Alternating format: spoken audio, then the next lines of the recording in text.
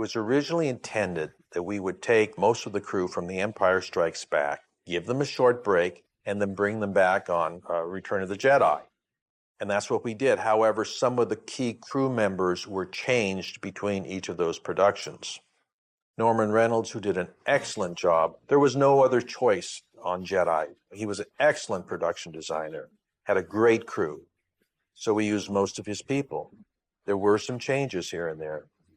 When it came to the cameraman and the editor, those were changed because George felt that the director should always pick or have a say in his DP and in his editor. Kirsch did a magnificent job, I think, on The Empire Strikes Back, and now is getting a great many offers.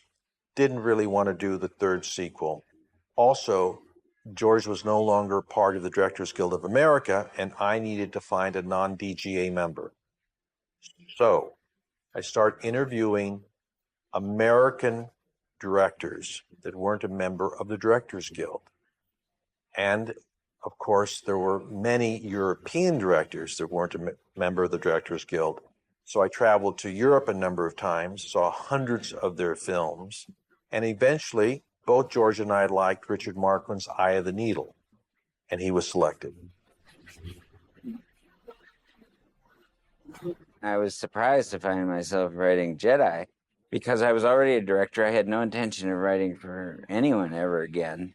And George asked me as a favor, and he had been so helpful to me in my career, not just with Raiders, but in helping me get Body Heat made. I couldn't refuse him, but I have not since then written for anybody else. But the process in both Empire, where it was new, and Jedi, where I was much more experienced, was the same, which was we were on a kind of speeding train. The sets were being built in both cases. There were designs and pictures of things before I started writing.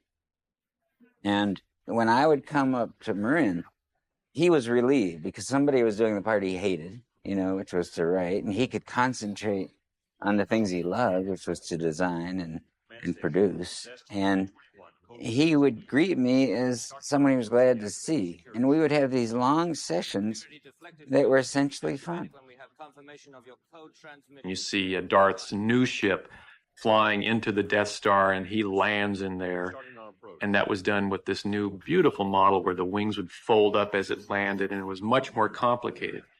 And we had some models set in front of some of the paintings to add a little more depth to them, and we'd have the camera moving down the model, especially one shot I can remember following the very small speck of Darth's ship flying into one of the bays. And in the foreground, you see some perspectives changing on some of the models that we put in there, matted in little figures of guys with torches and things, just trying to add to that minutia to make you believe in this environment George was creating.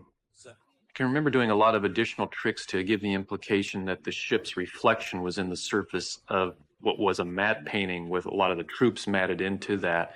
So we shot the ship, again, all of its light passes against black, and then I shot a black, very shiny surface beneath it and tried just to light up the bottom of the ship for a separate piece, which was essentially its reflection coming in.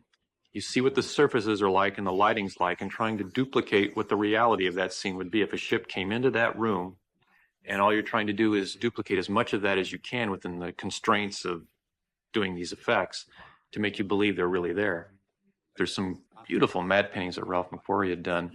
Also, Michael Pangrazio and I believe Chris Evans. The only thing disconcerting about George at first, and this became clear on Empire, I would bring him 25 pages, and we'd sit together, and he would silently read the pages, and I thought, oh my God, he hates the thing. And I said, and finally I couldn't take it any longer. I said, George, what are you thinking? Tell me what you're thinking. And he said, oh, if I like it, I don't say anything. So I said, well, great to know, But after that, I used to force him to react to things sort of much more volubly, And George is a very eccentric guy. But when someone does force him to act outside of his mode, he's hilarious, And I always had great fun with him.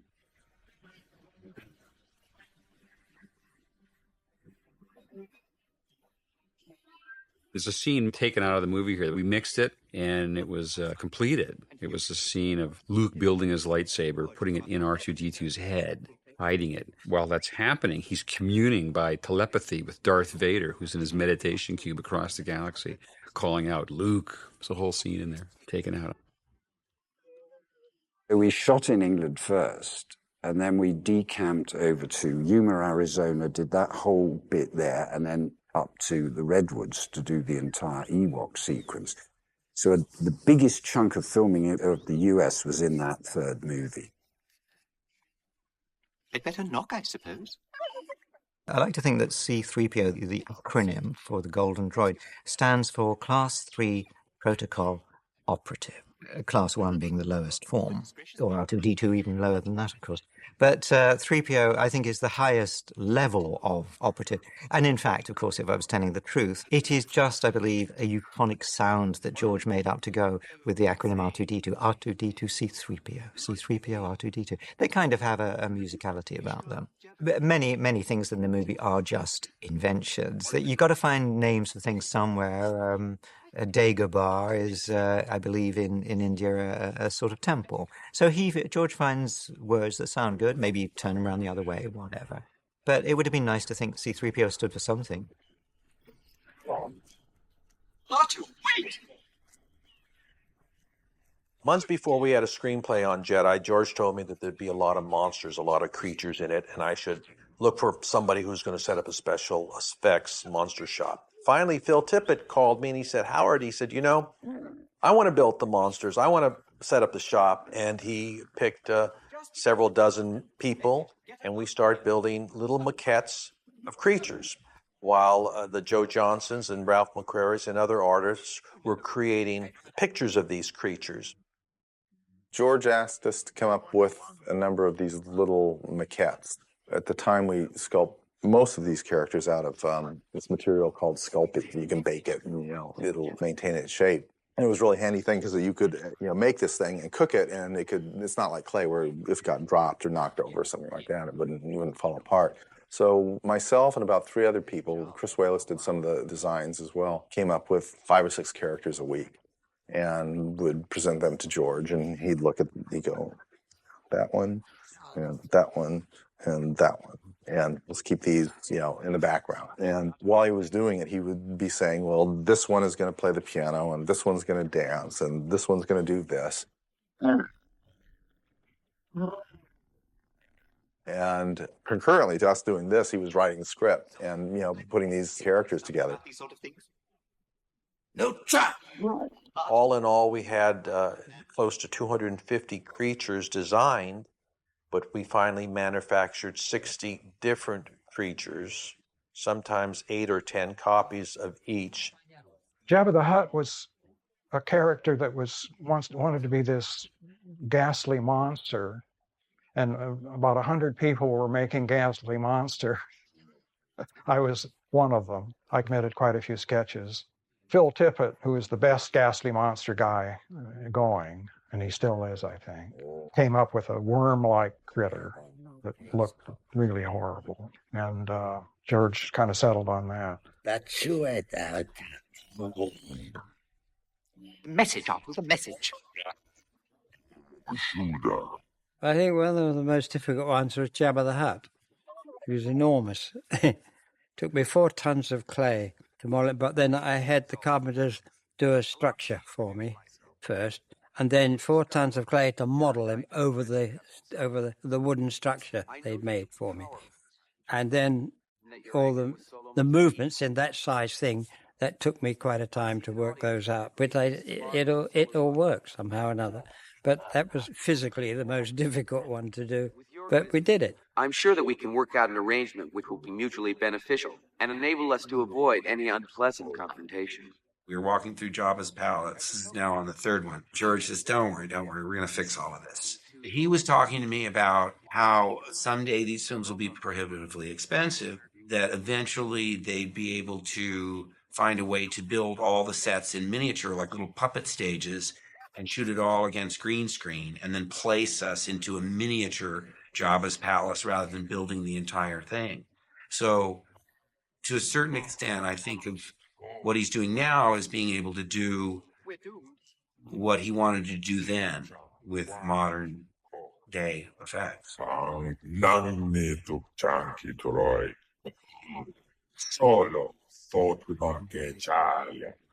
The other actors after Star Wars had signed on to do 2 more because I wanted to finish the whole thing. Harrison did not. He said, I don't want to sign a contract. I want to make each decision based on the script and how good the script is, not how, the fact that I have to do it. I don't want to get in that situation. I said, okay, I trust you. We'll do it one at a time. And so with Mark and Carrie, I didn't really have to worry.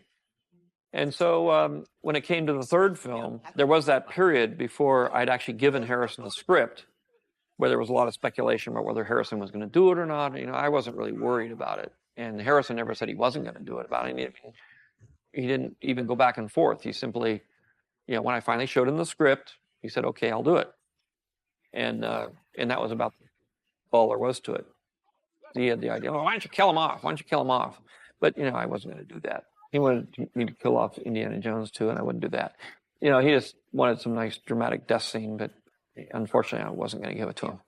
I thought he ought to come back, but I thought he ought to sacrifice himself for the other 2 characters.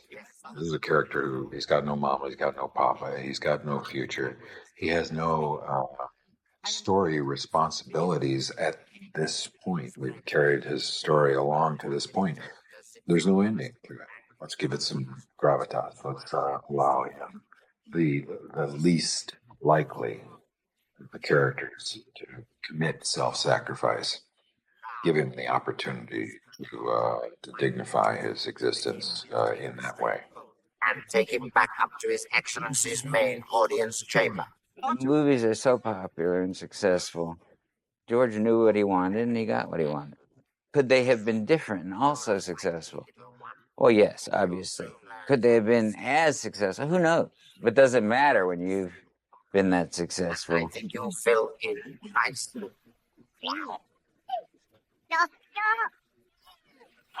You have to understand that after years of trying, I sold 2 spec scripts within a month or 2 of each other in the summer of 1977.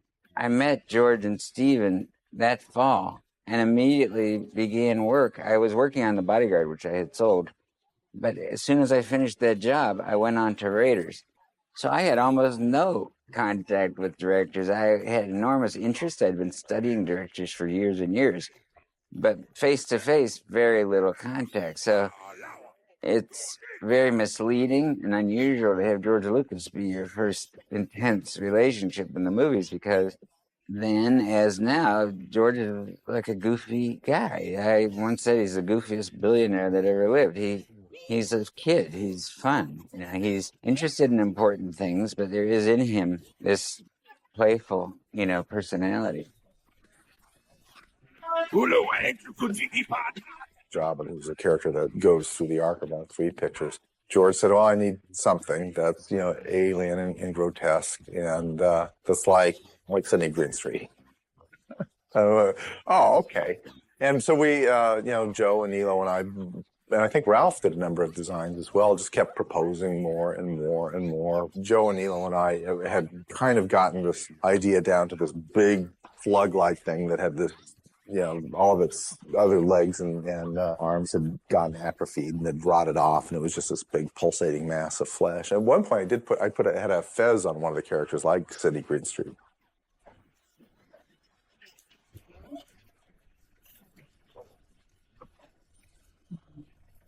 They wanted Jabba the Hutt to swallow all sorts of rubbishy food. Plus, they had a big pot of real-life frogs that they went to Africa and spent a lot of money on getting these special frogs and put them in this big container. And Jabba the Hutt puts one hand down and picks up the frogs, puts it in his mouth and swallows it, you see. I suggested to have 2 guys in the head operating and not 1, because I needed 4 hands to operate it rather than just 2. And then 2 throats I had to make, because one on the left was a clear one that went through into a bucket of water, and only he was the one was to pick the frog out of the pot, put it in the mouth, and put it in that throat, so as it went straight into the bucket. All the other was into a big bucket of rubbish, which was just thrown away. So I had to be very careful about that. And then I happened to come on the set just in time when this man said, "Oh, we've shot it once, but now I'd like to shoot it again. But this time I would like to see this bowl of frogs on the other side." And they were prop people were just about to move it, and I rushed in. I said, "No, you don't. No way do you do that. And you've got to keep it that side." And they looked at me, and then I said, "I better explain why." And I explained why. They said, "Okay, you're quite right. Leave it where it is." But that would have been that goodbye to all the frogs, and they couldn't have used them again. So I fortunately got there in time to save the day.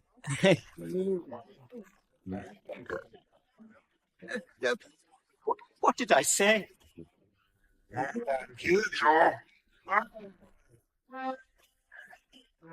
The mighty Jabba asks why he must pay 50,000.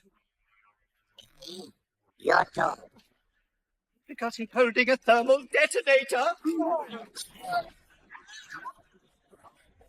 The other thing that was sort of fun that we did on Return of the Jedi is that we knew that, the Star Wars series had been so popular and that we were shooting in the United States, and that anytime you would go in and try and negotiate some sort of deal for production facilities or whatever, if you came in and said you were the Star Wars movie, people would say, "Oh, well, that'll cost $2 when it might normally cost $1."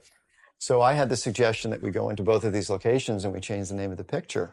And I said, I think we should name it something incredibly boring, and we'll call it Blue Harvest. And it was called Blue Harvest, and the subline behind it was horror beyond imagination. It was supposed to be really kind of like, what? The idea behind it was to come up with a title that would instill absolutely no interest whatsoever in what you were doing. It was like, well, what is Blue Harvest? It's like, well, who cares? That was the idea.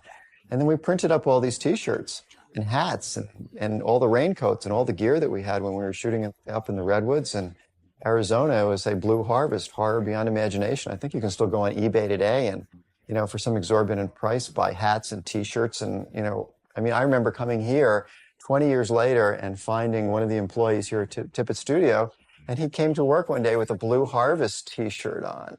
So it was all very, very funny. It worked until Han and Luke and Leia showed up to come to work, and it worked until then. And everybody went, "Oh, I guess this really isn't horror beyond imagination. I guess this is really the next Star Wars movie."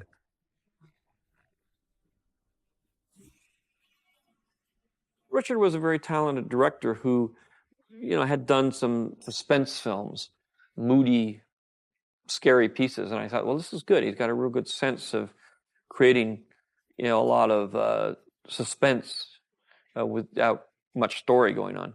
And that's really why I hired him. And he was really good with actors. I hadn't realized at that point quite that, ultimately it's probably easier for me to do these things than to farm them out. But I just adopted a baby. I was kind of focused on that and a lot of other things. And I really wanted to spend time with my daughter. So I said, well, I'm not going to go on a set, for long hours and not see my daughter. This first year is very important. And she was literally, she was born while I was working on the screenplay. I just finished, I think, the second draft of the screenplay, and Larry Kasdan was coming on, and I was having a story conference with Larry and Richard when she was born. And I said, well, this is great. So the first film, it was like spending time trying to get my company built up and getting myself independent financially from Hollywood. The second one was being able to spend time with my daughter. Richard Marquand was a lovely man, died at a very young age. Truly a nice man, a gentleman, never said anything negative about anybody, never fought with the producer, was really a sweet, kind, talented man.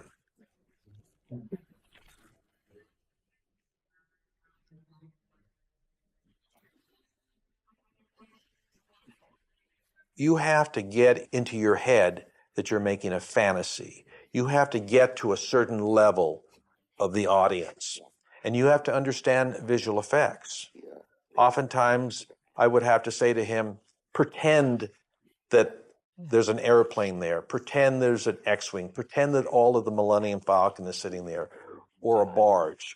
Or trust me, just put the camera this way, direct your actors, and through special effects, we'll give you the background. And this was hard for Richard. It's hard for many directors if they don't understand special effects.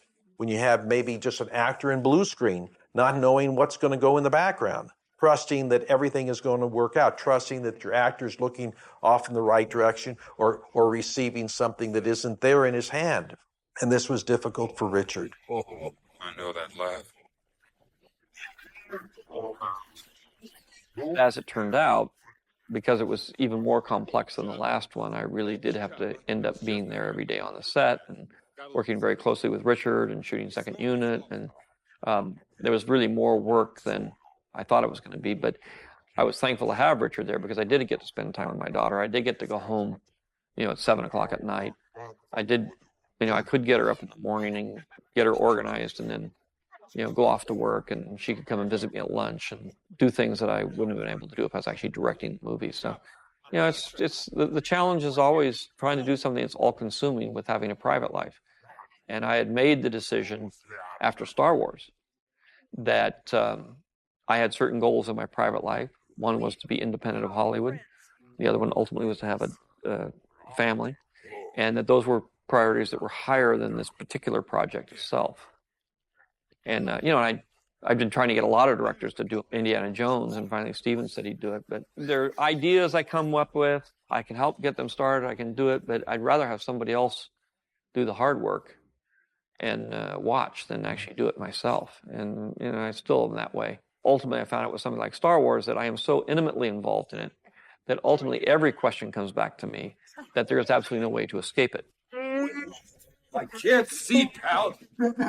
What's going on? Indiana Jones with Steven, it's pretty easy to let him make the decisions. We think alike. We're very similar in the way we do it. We go through the script. We agree on things. And then, it takes very little communication between the two of us to get it. And it always turns out more wonderfully than I could possibly do it myself. So I'm always very happy with that. All right, pal. All right. By the time we got the Jedi, it was an incredibly well-oiled, creative machine that we had here, and all the energy went into the quality of the images on the screen. We had the equipment, we had the skill set to do it. It went really well. It was a really efficient production on that show, and all that stuff sounds like it's contradictory to artistry, but it's not at all. It meant that we could all focus on our job and add whatever we could to it every step of the way to make it, pretty neat. Whereas the other shows were much more kind of chaotic and what's going to happen, that can really distract from the purpose.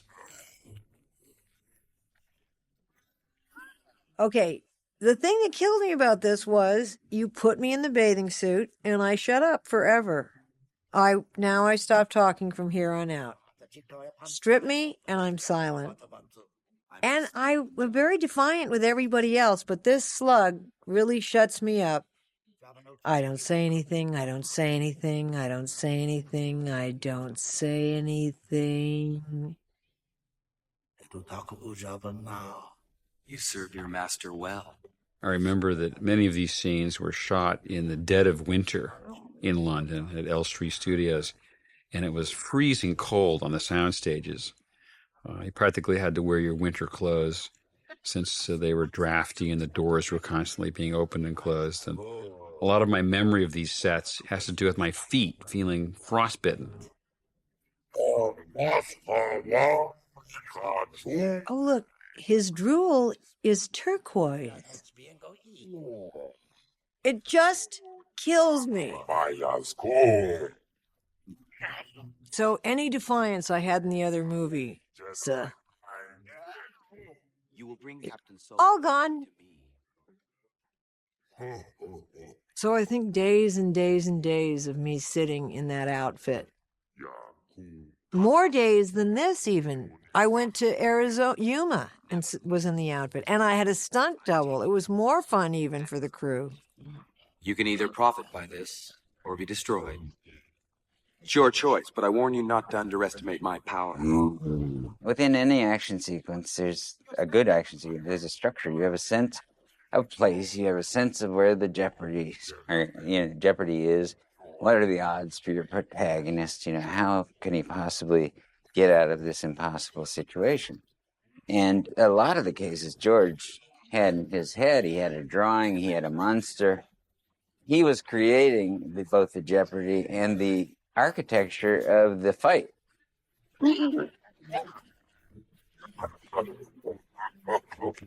In London, where we spent about 3, 4, 5 months shooting this stuff. I was always curious about the young people who were hired, these wonderful, brilliant young people who were hired to implement a lot of this stuff. Most people that go into those rooms where they had the screens and, working out this and working out that. And these are not show business people. That was what was most intriguing about it to me, was that these weren't show business people. These were technology people. You felt like you were it was a whole new realm you were entering.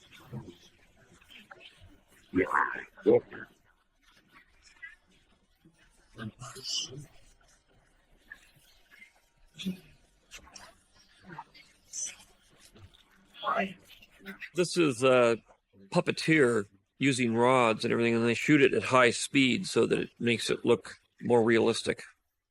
It's sort of the opposite of stop motion.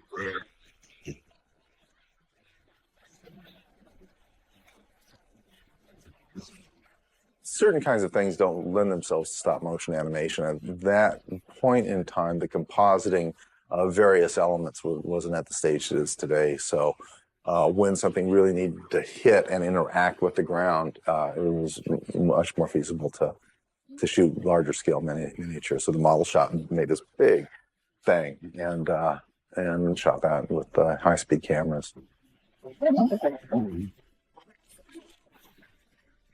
This fight is very much of a Harryhausen, Godzilla. It was the last, this is kind of the last of them. Kind of the last big rod puppet. In some respects, this is the end of an era before computer generated characters were on the horizon. They weren't there yet at this point, but I don't think, if this movie were being done today, this would be a completely different methodology of doing it.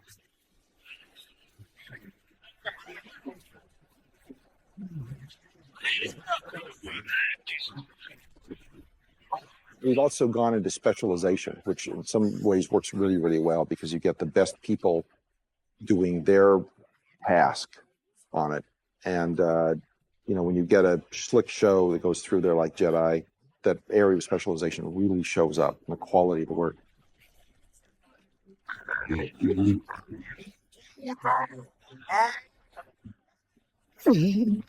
I played a character called the Light Man. I had 100 bulbs on me in Jabba the Hutt's palace, and I walked across the back.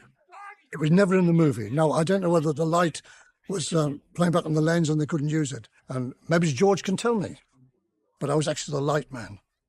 The only thing I can say to you and George Lucas, at least I got paid for it. It's not something,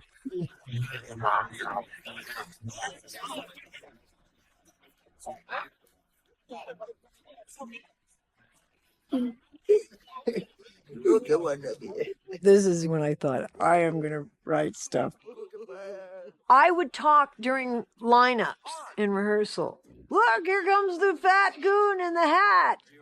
I made up several things because I was laughing. Oh, this is when I said the one thing I really thought they should have actually had in. Don't worry about me, I'll be fine. Oh, it's not that tight. Look at it. So Darth Vader didn't really scare me. I talked back to him. Pretty much everybody, but this slug, he pretty much silences me. So they're being sent off to the Sarlacc Sea where they will be digested for 10,000 years, right? Sarlacc. Doesn't sound so bad. In his belly you will find a new definition of pain and suffering as you are slowly digested over 1,000 years. Second thought, let's pass on that, huh? You should have. I'm annoyed a little bit. Yeah, everybody. Harrison, there's something. No one speaks to me, though. Like your outfit. Don't worry about me. I'll be fine. Seriously. That is where I said it. Love him. He grows on you.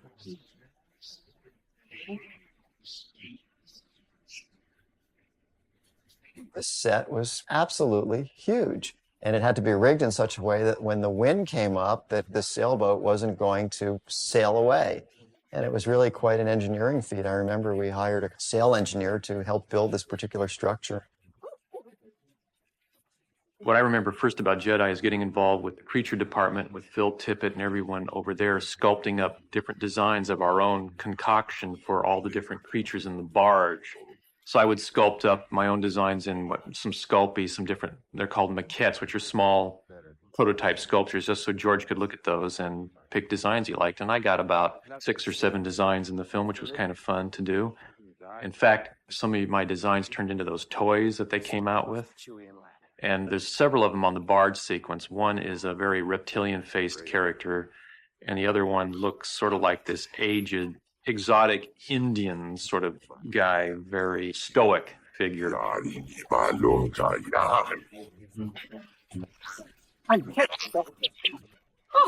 what are you doing here? We went looking for the location for Jabba's barge in the Sarlacc pit and sort of scoured that whole Four Corners area. And we arrived at working in Yuma, Arizona, because of, anytime you launch a picture like this, it's like, where's the location? And then where are the facilities that you need to house a crew and stage a big production like that? And we worked in the Buttercup Valley area, right over the California line, Buttercup Valley, but we stayed in Yuma. One of my best memories of Kenny is in this terrible, terrible motel in Yuma, Arizona. The Stardust Motel, the name I was given, Stardust, by Robert Watts, the production manager, on the very first film. And there was Kenny in this sleazy bar where we all hung out in the motel around the pool in the middle of nowhere, in this sort of smoke-filled, stupefying, alcohol-laden air. And suddenly the strains of Danny Boy came from the harmonica, and I was kind of looking around, and there is Kenny kind of just creating this little piece of, little piece of England, this really bizarre moment in the middle of this arid land, this alien world. And it was such a little juxtaposition and gave me great joy. You always lead from the front. It wasn't edited that way, but I was the first guy to come off the skiff into the Salem pit, because I had to make sure it would work and everybody's going to be all right. It was sponge all around the side, and it was covered with very thin tarpaulin, but there was sand, so the sand came down with you.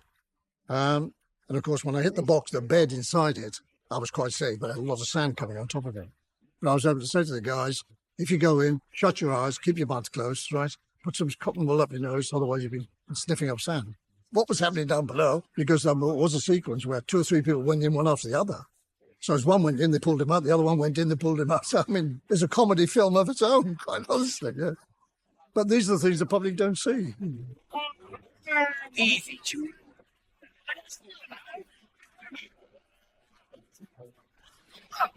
I'd always played good guys that got sand kicked in their face. Since playing Boba Fett, who's a bad guy, but not that bad. He's misunderstood, I think. Since then, I've played mostly bad guys, like policemen who have gone off the rails. I have to thank the Star Wars trilogy, really, for putting me on the bad guy line. I think he's a very good soldier. He's very good at his job. And I think somewhere along the line, he has respect even from his enemies. He won't creep up on them and just go, that's it. I think he would let them know that he's after them. So that he has to have respect for that. Howie Harriman, one of our engineers, one of his main talents is burping. How large and how prolonged a burp he could create. We finally decided to exploit that, and we recorded Howie and used it for the Sarlacc monster, as well as Jabba the Hutt.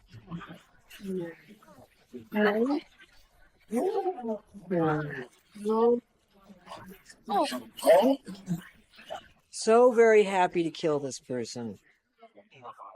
It means I can talk again. Mando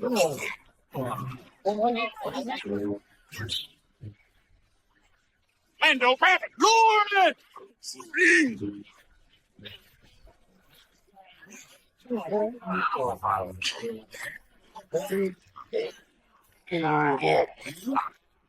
Good. That's the end of that. Hanging on that rope with Han Solo, and he was trying to save me and stuff like that. And one of the squids, one of them went right through my toe. And I'm screaming to Jen, stop. And he's so busy acting. And I'm like, I'm in pain. And all of a sudden he realized that I got hurt.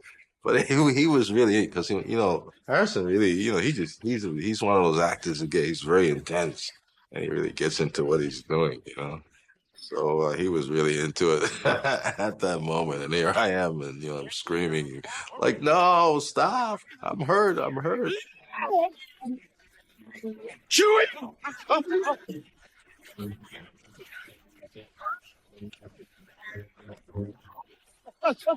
Chewie, give me the gun. Don't move, Lando. Oh, wait, I thought you were blind. It's all right, I can see a lot better. Don't move.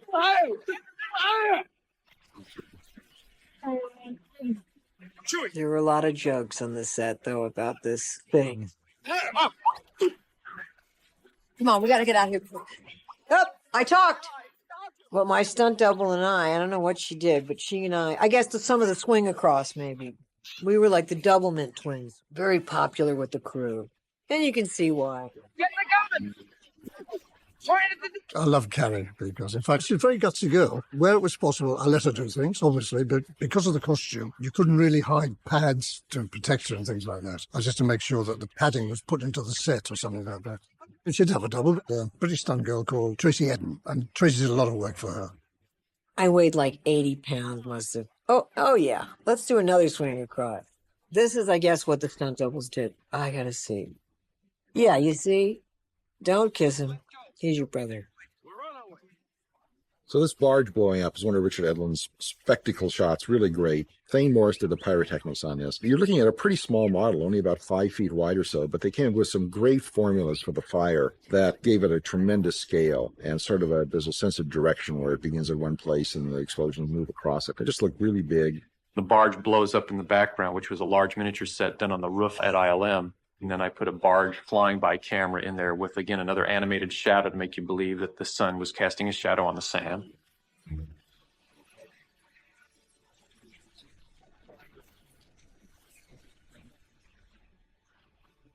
Meet you back at the fleet. Hurry. The Alliance should be assembled by now. I will. We've worked on the last 2 Star Wars, and now, once again, we want to top ourselves because this film even gives us more opportunity to, and it is the last of the trilogy, and we want to do the best possible job we can. R2, we're going to the Dagobah system.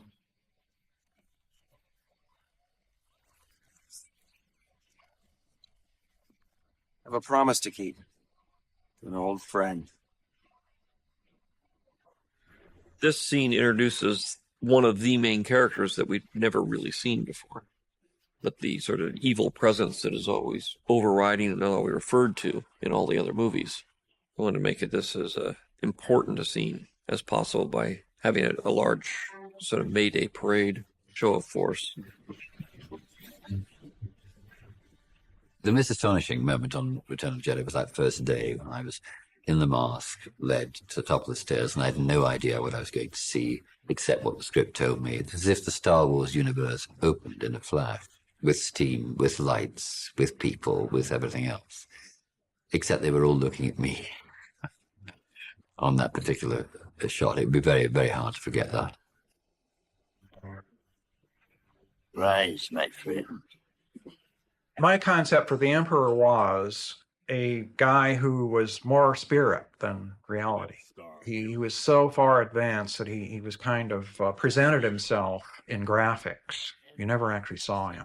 And I had done a lot of sketches showing this emperor who at times presented himself as the beautiful pink lips of a young woman. Then there would be this beastly looking dog-like creature growling and snarling at you with these hideous glaring eyes, looking at you. But this personality, which was roiling with hostility and frustration.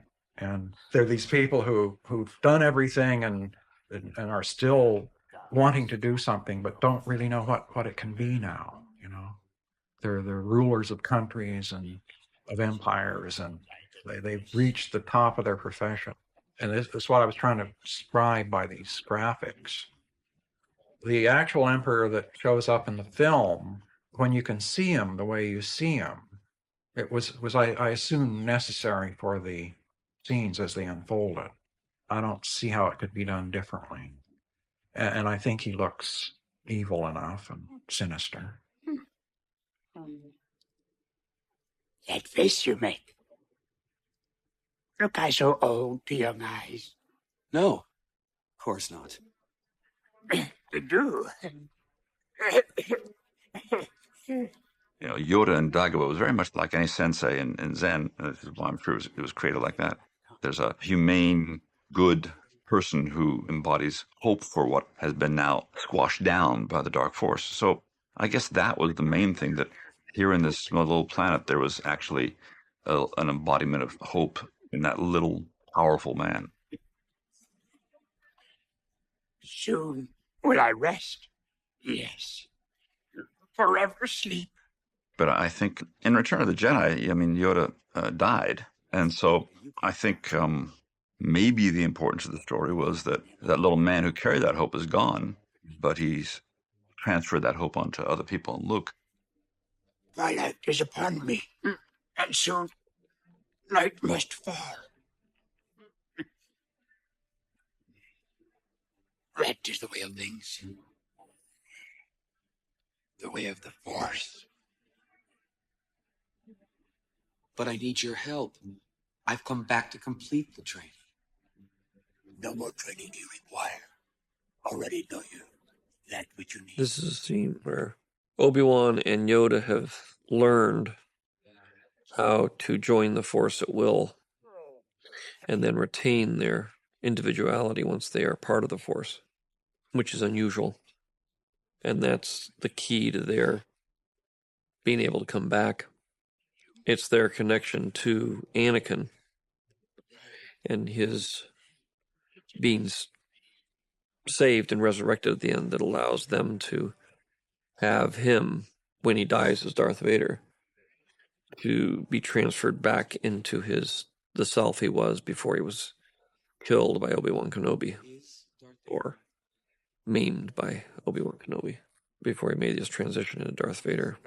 But it's only those who are trained in this special ways of the wills that can move to the Force, give themselves up completely, their physical self up completely, and transcend into a being of the Force with their individuality intact. Toto did he. Yes. Unexpected this is. And unfortunate. Unfortunate that I know the truth. No. Unfortunate that you rushed to face him. Those movies have a different personality. And the first one, I think, has a sort of wonderful, breezy innocence, and it seems very fresh and unique. The second one has the more spiritual aspects to it, and we love the fact that the good guys lose and get damaged along the way. The third one's difficult because you really do have to tie up all the loose ends. And I complained about that to George. I said, it all seems so pat. And he said, well, so are fairy tales. Because I thought, when they unmask Boba Fett, it's going to be my mother or something wild. She's going to shake out her hair. Why, Miss Fett, you're beautiful. Or she's a double agent or whatever. And when he just went, flashing away, I think they flipped the switch on his backpack and off he goes. You thought, did you make this up as the day before we shot it? But it's sort of being backed into a corner because I think, again, this is my own opinion, if he'd known that he would be able to make 3 films, he would have saved the Death Star for the 3rd film and had a different climax of the first film. Along the way, he sort of set me straight because I kept thinking, well, this is what I want to see. This is what we should do, and this shouldn't happen, and that should happen. And he reminded me that it was always meant to be for children. So he's not making a movie for me or for you. He's making a movie for probably the 9-year-old that's in all of us. The people get very covetous of the material. Not just the people involved, but the audience as well. And they feel like they should have a say in how it should all be done and how they should, be executed. And I always said it's the same composer. It's just a different band each time. Now it's like an orchestra, but at the time, you have to remember who's the captain of the ship. And like I say, it always came back to fulfilling George's vision and making him happy. If he's happy, we were happy.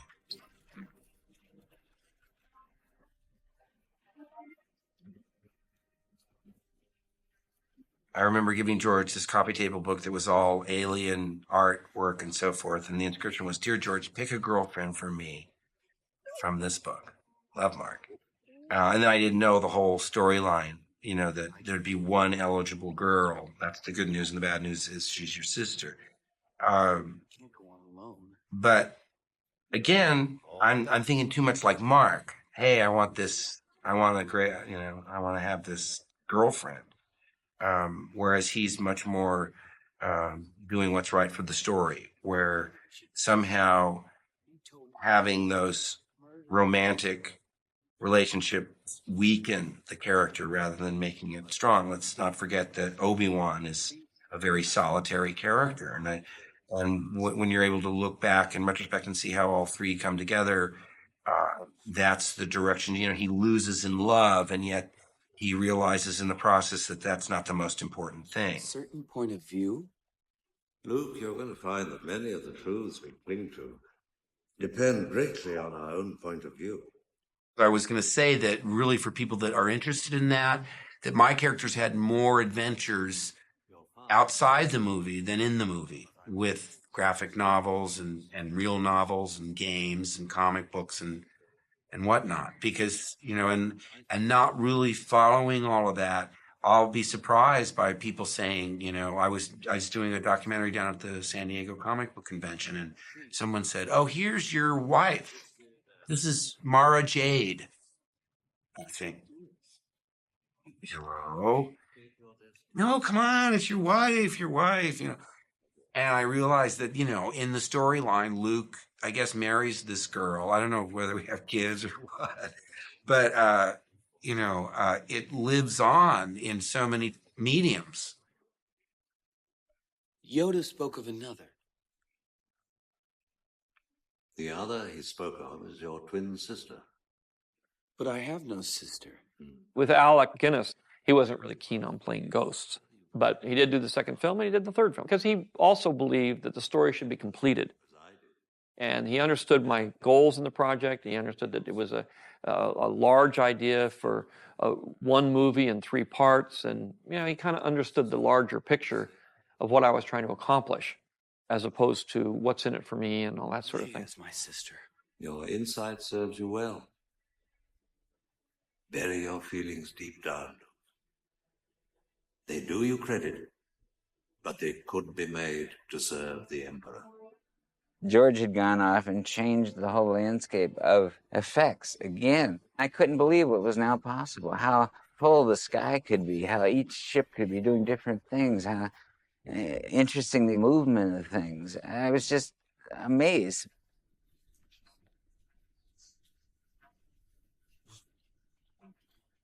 Well, look at you, a general, huh? Someone must have told him about my little maneuver at the Battle of Tanab.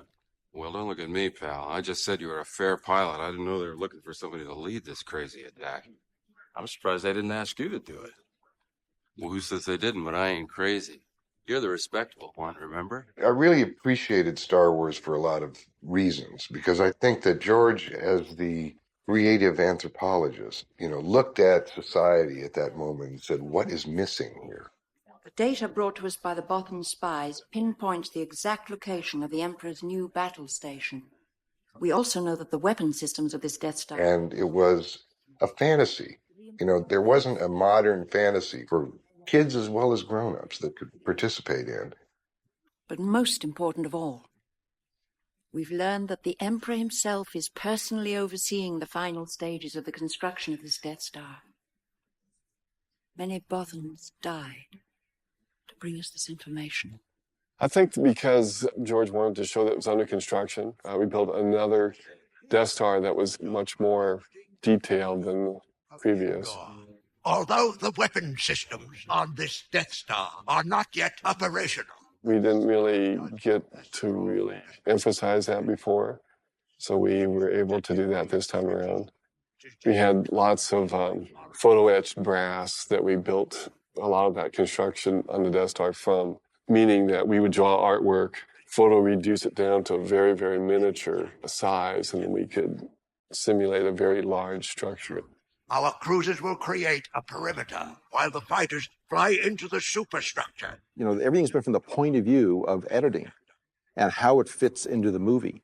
And that you're only going to experience your shot. It'll be one of 2,000 shots in a film. So it's got to be clear. It's got to tell the story. It's got to fit within it, not look like it was stuck in or something like that. And we've founded on that, you know, and founded on an imagery that you hadn't seen before. You know, George's original ideas, you know, space battle, you've never seen anything like it. So you need to build equipment that can actually do it because it's never been done before. Then you try to get the resources built to come up to this new imagery. My team's ready. I don't have a command crew for the shuttle. That's going to be rough, pal. I didn't want to speak for you. That's one. General. I can remember one instance where, towards the end of the shooting of Return of the Jedi, where there was a scene, and Harrison did it. He did it like probably 5 or 6 times. And then Richard said, well, let's just do this again. And Harrison said, okay, fine. He did it, finished the take, he said, cut. And Harrison got up. He took the saw from the standby carpenter, and he just sawed through the door of the cockpit. And he said, that was the last take, and walked off. He wouldn't have done that on the first film. I think it just came from knowing with so many takes that he felt confident enough to do that. Of course, the whole crew were falling about hysterics. It's so funny. All right, old buddy. You know, I know what she means. I'll take good care of her. She won't get a scratch. All right? Right.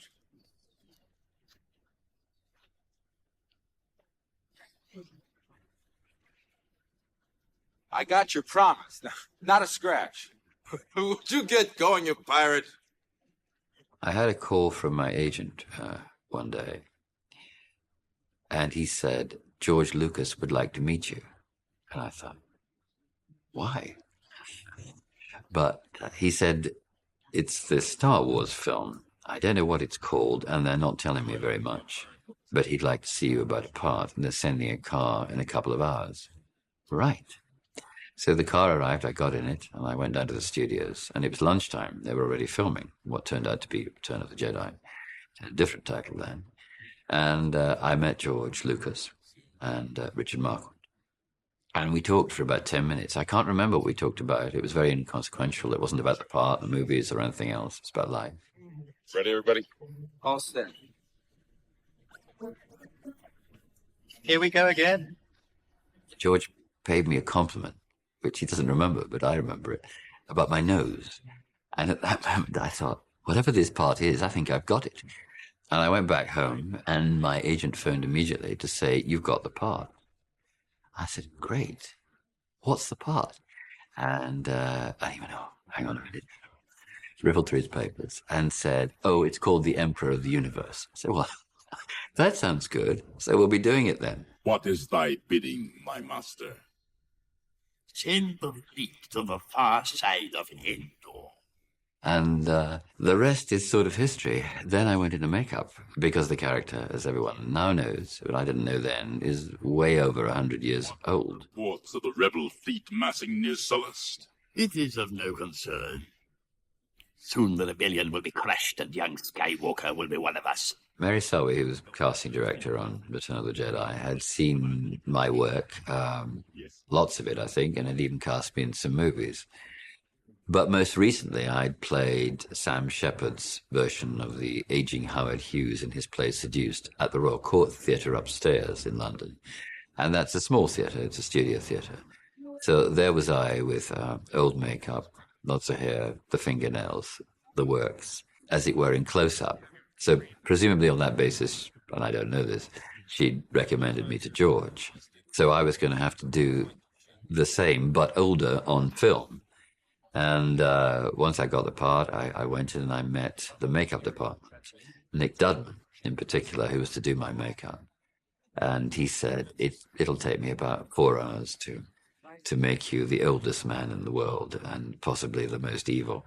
Although we didn't know that at that stage. And he did. And 4 hours is what it took to begin with. And like all expert makeup artists, they get it done over time. But I would get up very early every morning and go in and become older in order to be ready on set at 8 a.m.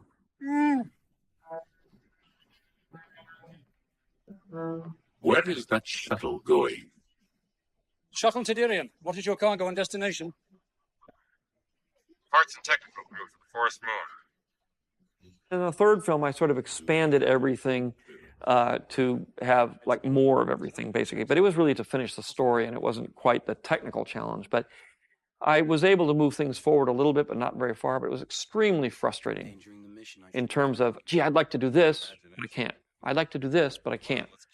You know, wouldn't it be great if I could get Jabba to move around? You can't. What if I, all the things I really wanted to do, I was still stuck with little puppets, hand puppets and big rubber puppets. And, I couldn't really get alien performances and make them be central characters. And, I got Wookiees, which is about the best I could do. But it was extremely limited in terms of the kind of performances I could get. It always starts, and did on Jedi, like everything else, we've got a script, storyboards are done, and so we had this whole forest we had to start thinking about. And we had a lot more space stuff, and we had, just a lot of different things that we had never approached before. We needed to kind of figure out, are we building models? Are we doing with real backgrounds? Are we going to do matte paintings or whatever we need to do? And then we began working on it. And one of the big sequences that I was excited about was the speeder bike chase, where we knew what started the speeder bike chase and we knew what had to happen by the end of it. But in between, George said pretty much that Joe Johnson and I could just kind of figure it out, what it was. He figured it could work for 3 minutes, George did, and still be entertaining. So we figured, and based on George's cuts, it's going to be 100 shots. And that was pretty exciting. We started out doing some storyboards, but it became clearer that we had all these shots that were going to be cut so short that it could get very expensive very, very quickly.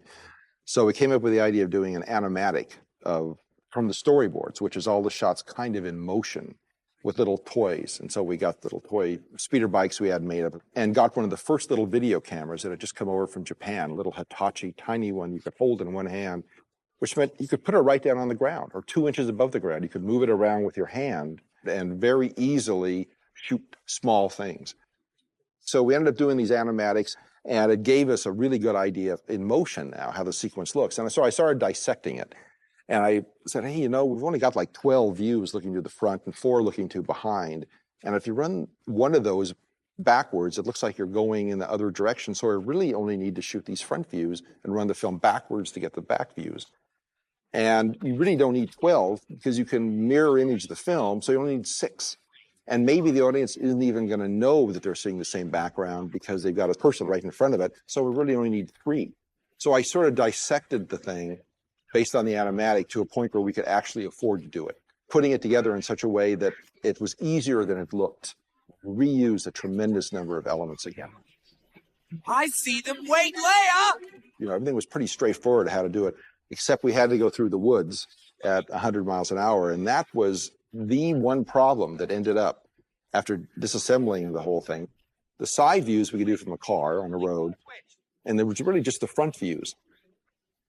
In the rear views, we could run the footage backwards. If you could just walk forward through the woods, you could get all those shots without building a miniature or whatever that you might have to do. We looked at that, and it made no sense to me when, we have redwoods here in Northern California. How come you can't just walk through them? So I got the idea of using a Steadicam, which is an invention that Garrett Brown had made in the 70s or so, or 60s. And I actually contacted Garrett back east, and he shot with a camera that shot 1 frame of film every second. So when you project it back 24 frames a second, it's going 24 times faster. And we figured he walked about 5 miles an hour, 7 miles an hour, and it came up to about 100 miles an hour, and it looked great. And that was the last stumbling block on how to control the sequence financially, creatively, and everything. And we shot the real scenes about 2 or 3 hours north of here at a really neat little area around Eureka, where there's just these great old redwoods. I'll take these.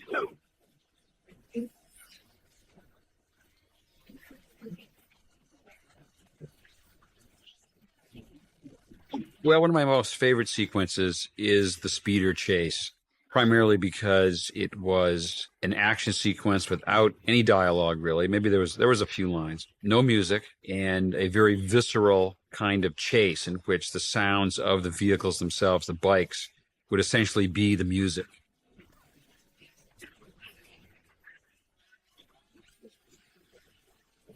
The fun challenge for a sound designer is to build a whole sequence from beginning to end with just abstract sound. In a way, it's a kind of form of abstract musical composition. But the sounds of the speeders came from many sources. First of all, the speeders starting up were recordings made of a helicopter starting, but greatly speeded up.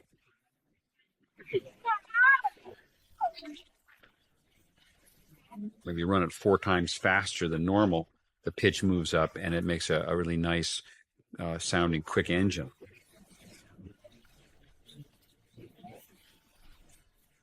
A lot of the pass-bys of the speeder bikes were either thunderclaps mixed with a P-38 Lightning, which is a famous World War II fighter and has a wonderful, very smooth, humming musical sound to it, doing high-speed aerobatics, and then extracted those sounds to be used for a lot of the speeder bike pass-bys.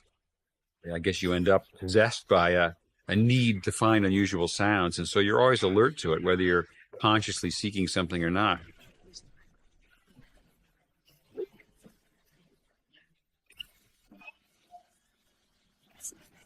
I've occasionally recorded things on a video camera and then just extract the sound, digitize it and work with it from there. But it's a convenient way of always having something with you in which you can get a decent recording.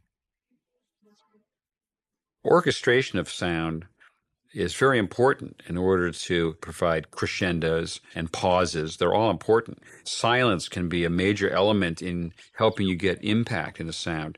The speeder bike chase has moments that are deliberately there to provide a very brief moment of silence so that the ear doesn't wear out and you aren't just numbing the listener with a constant wall of loud sound, but rather there's bursts of things. Leia.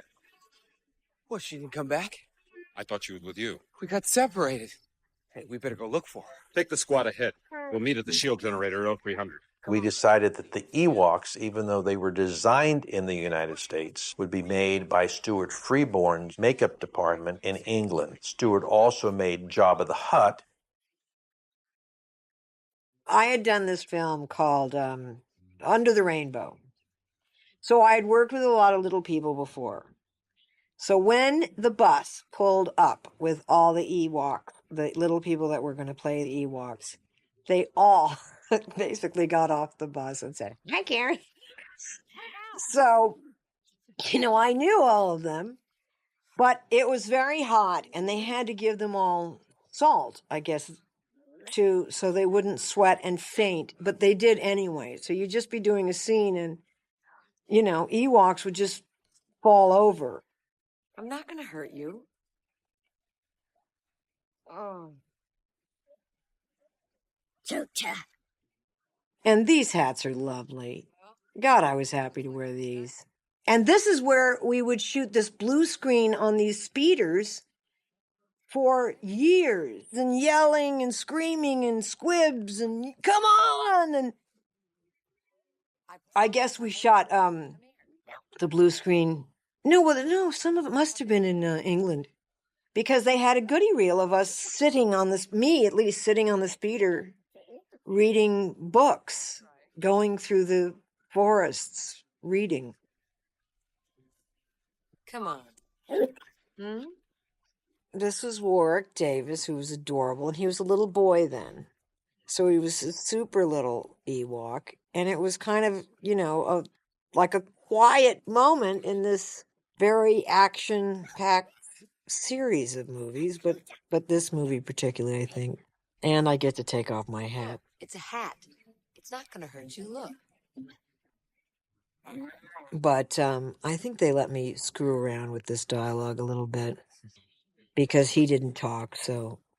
But he was adorable. And it was you're doing it. It was very rare in any of these films where you quiet down, there are no effects, and you talk to somebody. And I think his mother might have been on the set, and it was completely unlike I think any other scene that was in the movie, and that I guess I did all the talking. And then he went on to do Willow.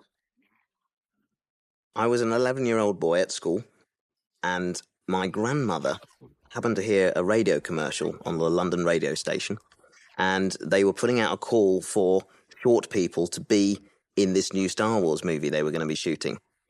And she was hesitant at first to tell my mother. She didn't want to kind of upset her in a way by saying, I've heard this commercial, they're looking for small people. I thought of Warwick. But eventually she did. And my mum immediately got on the phone to the studios and spoke to a production assistant and told her about me. And they said, well, unfortunately, we've got enough people now. We've got, I think, 40 or so short people to play Ewoks. And my mum sort of sounded disappointed and said, oh, he's only 11 and he's 2'11". But he'd love to do this. He's a huge fan of the movies. And I said, well, maybe it'd be kind of interesting to have a younger Ewok. These are family groups, so it'd be good to have somebody that's maybe younger. And they invited me to the studios. I met with the production assistant. I didn't have to audition.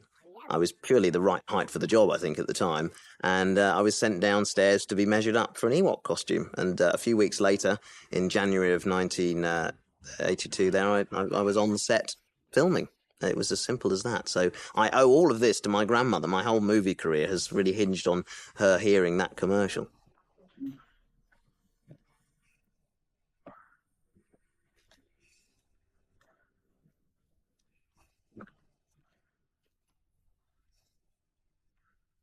I told you to remain on the command ship.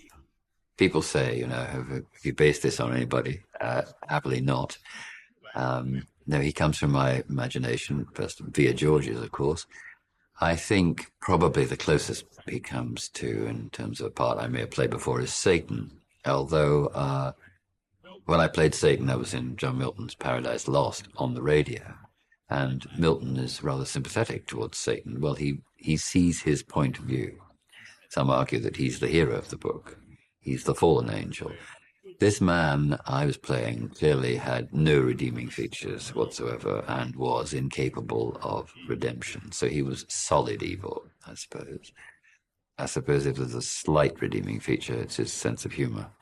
But only when things are going his way, of course. He will come to you, and then you will bring him before me. As you wish.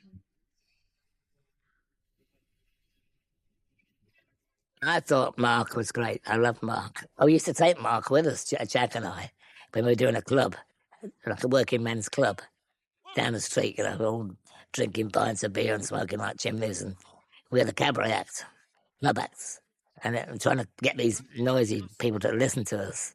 I think it was an eye-opener for Mark. He'd never seen anything like it, because I don't think they had working men's clubs in America. So he used to come out with us a few times, just for a laugh. I'm afraid that our two senses can find no trace of Princess Leia. I hope she's all right. And Harrison was very nice, very quiet, but he knew what he was doing. You could see him looking at the cameras, making sure he knew where the cameras were, and get these right positions and alter a bit. And George, I wouldn't ever say that. And George would bend a little bit and let him say the way he wanted, whatever he wanted to say, because he knew what he was doing, Harrison. And it was really great. I enjoyed every minute of it. Animal, Chewie. Chewie, wait, don't!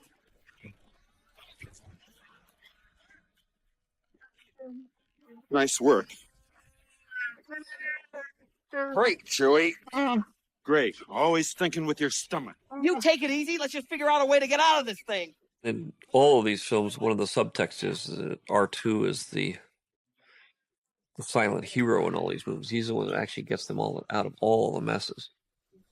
R2? I'm not sure that's such a good idea. It's a very long draw. We don't make a big deal out of it, but if you actually analyze them, it all really comes down to him.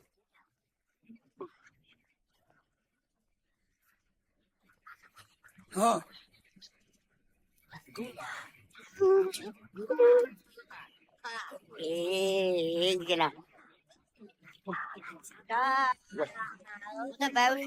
They gave us a description of the Ewoks being a primitive kind of race of creatures living in the forest.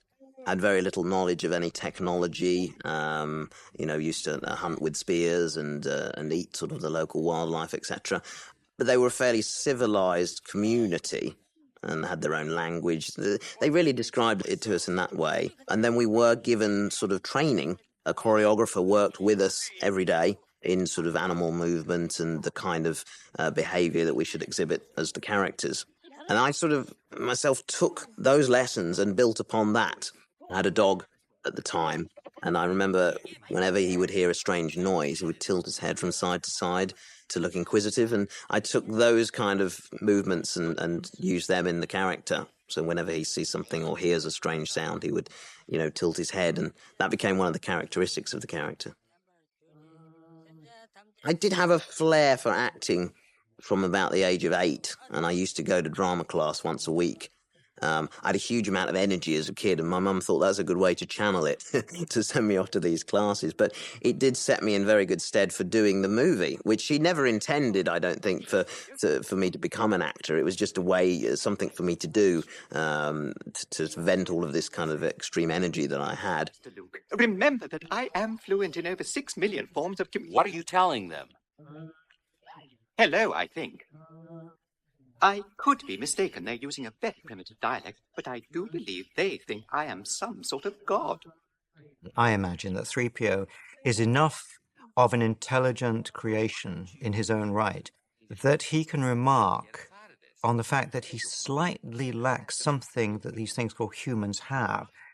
And he'd quite like it. He'd like some of that for himself, but he kind of gets that he'll never have it. And that he and R2 do stand at that juncture between utter mechanics and humanity.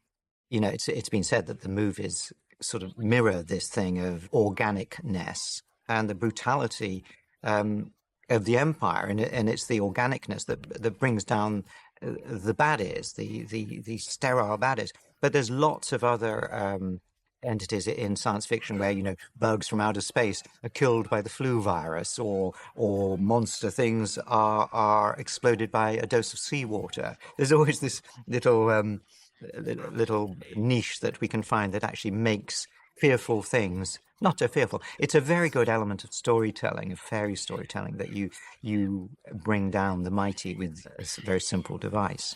I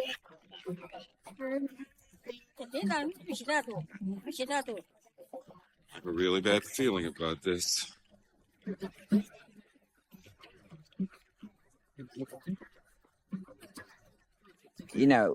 All of George is not so much older than I, and we had all been shaped by the Vietnam experience without going there. For me, it was a very big part. The fact that I didn't have to go and other people did. I protested a lot when I was in college. And I think part of George's underlying attraction, he was supposed to do Apocalypse Now. That is a story which we are seeing reenacted today, which is that you cannot go into a society, an indigenous society. It doesn't matter how much machinery you have. If the will of the people is strong, they will always win. George believed that, and it's against the American idea, which is that might, will overcome. But we've seen again and again now that might cannot overcome people and their own land. And that's what the Ewok story is all about. It's about the big machinery of the Empire being set down on these little teddy bears, and the teddy bears win. Somehow I got the feeling that didn't help us very much. 3PO, tell them if they don't do as you wish, you'll become angry and use your magic. But Master Luke, what magic? I couldn't possibly. Just tell them. To me, the Ewoks were such cuddly. They're so cuddly, and the noises they made were so just like a squeeze toy. That was an entirely different thing to me from everything that had come before. The perfect example of that, and we pushed him to the limit, was Chewie, because by the end we were using Chewie as a sidekick comic, But what he never became was harmless. You thought if he got mad, you were in danger, that he was not completely controllable. And the sound he made, which was used as a joke, very often was actually sounds kind of agonized, like he was struggling to communicate, or was angry, or was frightened, or felt that Han had betrayed him. And it's the perfect, here's this big furry rug walking around, and you totally believe it as a character. With the Ewoks, it's an entirely different thing. It's like, you know, you feel you could push them around like marbles, you know.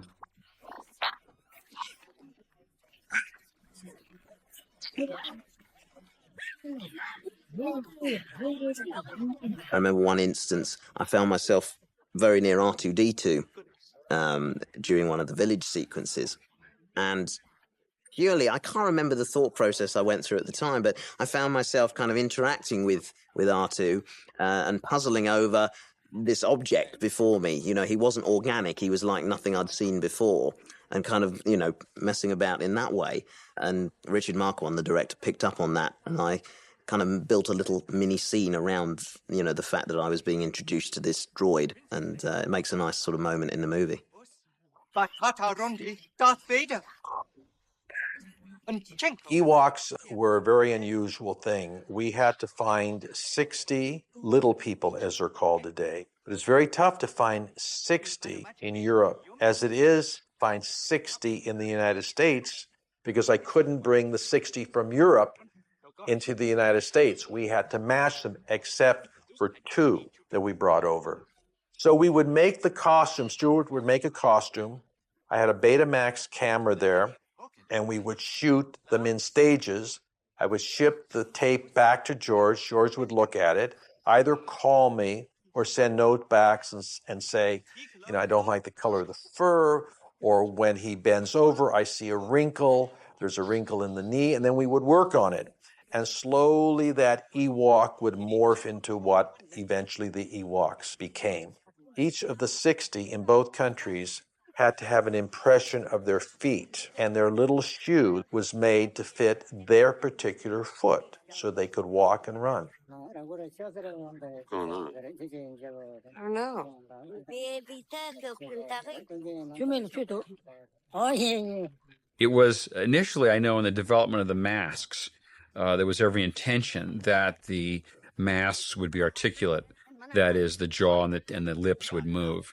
And I was in England prior to shooting to look over the development of the Ewok masks, because we were concerned about what the capabilities of the mask would be, how much animation there would be, because that would affect the apparent synchronization of any voices that we would eventually record and edit into the Ewok language. He says the scouts are going to show us the quickest way to the shield generator. Good. How far is it? Ask. But there were difficulties in getting those masks to be articulate. And eventually shooting had to commence, I think, with a lot less articulation than was hoped for originally. But like many things in a movie, you have dreams and good intentions, but when it gets down to actually the day of shooting, some things don't work. I was disappointed by the fact that the lips and the jaws on the Ewoks were not going to really be animated. But in the end, we went ahead and cut sounds to them as if they were talking. And if you look carefully, quite often the voices are just imposed on a somewhat motionless face. But nonetheless, the impression is there and seems to work reasonably well. That's really all we could do, that the Ewoks are actually talking. I never knew her. Luke, tell me, what's troubling you?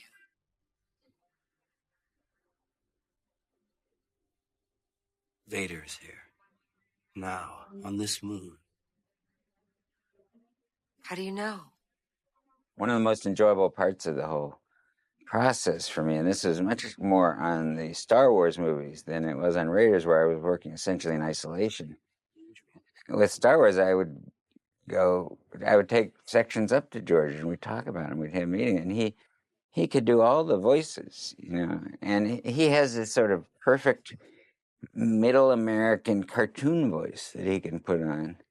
And it's very close to who he is. And I would just be in hysterics listening to him, not just do the characters, but the way he would talk about the movie, I thought was hilarious. And he had a great sense of humor about everything he had created so far, and how much fun we could have with that, and how much we could play with it. I mean, to me, the fact that, when I say fun, the fact that Darth is Luke's father and that Leia is Luke's sister, that's fun to me, because that, in my lexicon, fun is when does a story get deliciously unexpected?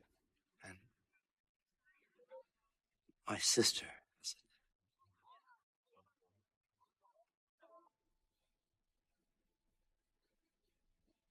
Yes. It's you, Leia.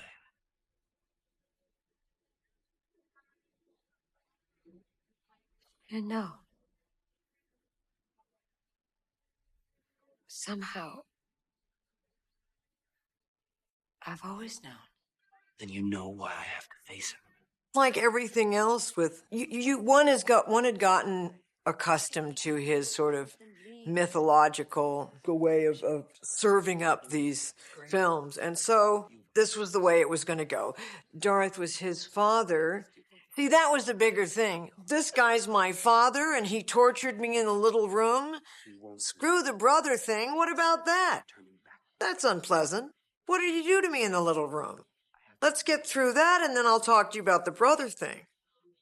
So those kind of complexities, it would make you double back and say, excuse me, let's talk about the thing over there. And who's my mother? Can I have a photo? But this was George, and this was sort of an amazing thing about George. This was his amazing sort of fairy tale myth that he constructed, and just, boldly going and doing that when other people were sort of struggling over their second and third act. George, was off somewhere in a galaxy that he created, saying, no, they're related, and these two are going to get married because that's so-and-so's father. It's like opera, and we accept it because we enjoy the relationships. I'm sorry. Hold me. The Han Solo journey, it's a fun character to do. Of all the characters of this first trilogy, it's the one that has the most to work with. It's the kind of gruff, African queen kind of. I'm out here for myself. I've been out here. I know my way around the galaxy, and you're not going to tell me otherwise. And it's always hard to be the hero. It's very easy to be the anti-hero.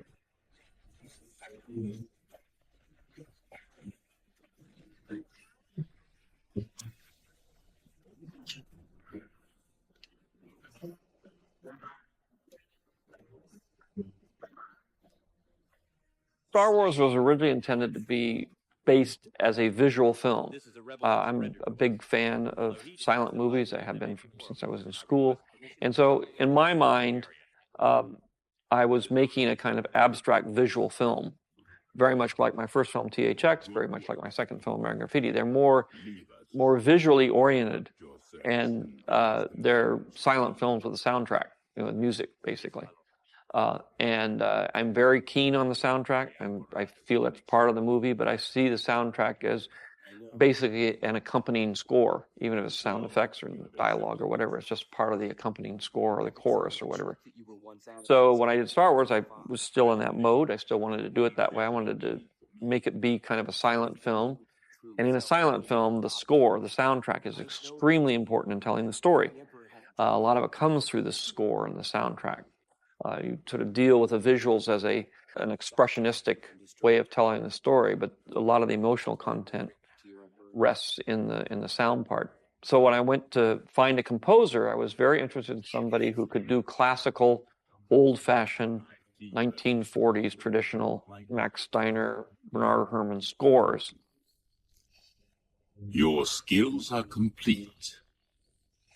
What's been fascinating about the Star Wars films is that it's, as far as I know, the first time in film history where we've had a series of films where there's a body of musical themes, but each new film brings in a new theme sometimes it refers subtly to older themes. In the case of Anakin, for example, Anakin's theme, which in episode 1 is sort of constructed out of the Imperial March of Darth Vader.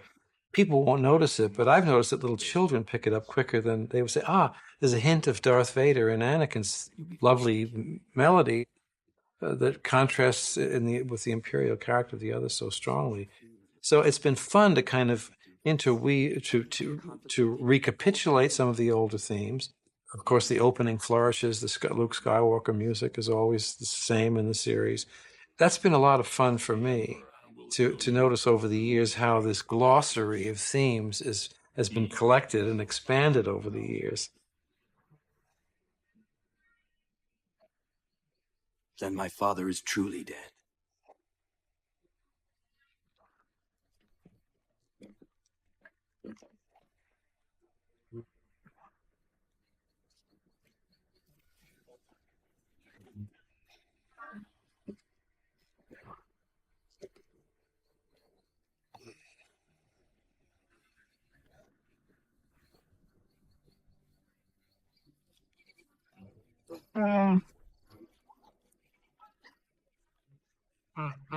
In post-production, every day, George would go into the ILM lab, which was walking distance, a few hundred feet from the editing rooms, and I would go with him, and we'd walk through special effects. We'd see dailies twice a day. In post-production, we would see special effects dailies twice a day.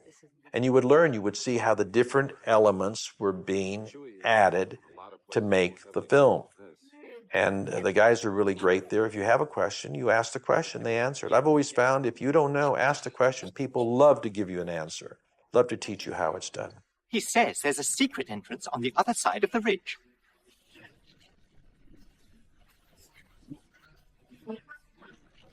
There's this whole group of new ships that the good guys have, and some of them are very bizarre. I remember some of them we just called the giant pickle ships because of their shapes. They were very bizarre. They were hard to light, and they were hard to make look large. And there's this sequence where X-Wings are flying around and sort of getting the troops all together to eventually go into hyperspace and head off to attack Darth. And again, they wanted a bigger hyperspace sequence. So we took all of the ships, and there's one shot looking behind them all as they all blast into hyperspace. So we would shoot them normally against blue with the motion control camera. Because of the move on some of the ship's scale was so large that the hyperspace move was so fast, I would have to stop the camera and physically move it by hand to cover about 5 feet per frame to get them to go fast enough. And then we would add streaks, and the sound effects really sell that look. But that was a fun sequence to do. It was fun to get to choreograph the ships in such a way that it once again expanded on what was developed in the first two films. And the choreography of the ships is much more difficult and interesting because we had the technology and now the skill to add more character to what we were doing with the ships. It's only a few guards. This shouldn't be too much trouble. When you look at Wicket, you could tell that this was a younger Ewok. There were certain characteristics that the character has that came from me that made you believe that he is a younger Ewok than some of the others. And I think I was particularly lucky with the costume. Some of the Ewoks are kind of ugly to look at, to be honest, but Wicket's costume was very endearing and it was very pleasant to look at. The colouring was very nice and he really was a nice-looking Ewok, if I do say so myself. So it's I was just lucky to get that costume, I think. The first day I walked onto the set of Return of the Jedi, I think it was probably a bit of a shock to me.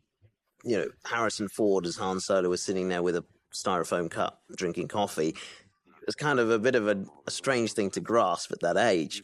But then I started to blur the reality with the fiction, in that I would always see Harrison as Han Solo and Mark as Luke Skywalker. I kind of didn't seem to see them as who they were. And I think that's kind of how I sort of justified what was going on to myself and tried to keep the magic alive for myself, because, of course, I wanted to be able to go and enjoy these movies. When the special editions were made in the late 90s, we gathered together all the different mixes, went through them, got notes that George Lucas had made back at the time we finished the first film. He gave notes to me, which I saved, which were things he still wanted to change, but we never had a chance to do in that schedule. And so we remastered the film in stereo, putting in all the material that was from the mono version and the stereo versions, and essentially making a more complete version. And then this brings us to the present, in which now, with the release of digital tracks in homes on DVD and so on, we have gone back and remastered the film once again, actually going back to the earliest possible sources, the farthest back we can go in terms of original material, in terms of dialogue, music, and effects, in order to achieve the most original quality to everything. And we've remixed the film yet again, this time conforming to the standards of a 5.1 stereo mix, which is commonplace today, both at home and in theaters.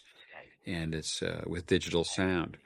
So as time has gone along, we've upgraded the soundtrack, trying to retain all the important creative nuances that were always there, but thinking ahead also in terms of how we can utilize the latest technology to bring this film to light in a way which will please audiences each time it comes out and gets re-released. Just like the picture gets upgraded, we have also made efforts to upgrade the sound as well and make the experience more exciting, hopefully. You me as you did my father. Oh no, my young Jedi. You will find that it is you who are mistaken about a great many things. It was interesting because joining Return of the Jedi, it wasn't like joining the team, because my scenes were relatively isolated. I had the big scene with the stormtroopers, and then all the other stuff was with either Dave Prowse, but mainly with Mark Hamill. So Mark was the only actor that I really acted with of the great team, and the only one I really got to know. So in a sense, it was like, well, it was as if you were flown in for a sort of elite fortnight with the principal actor. Yes, I assure you, we are quite safe from your friends here. The others during that period, I think, had other things to do, or they'd gone back to the States or whatever, so they weren't around. So I sadly never got to meet either Carrie Fisher or Harrison Ford, but maybe I will. Everything that has transpired has done so according to my design.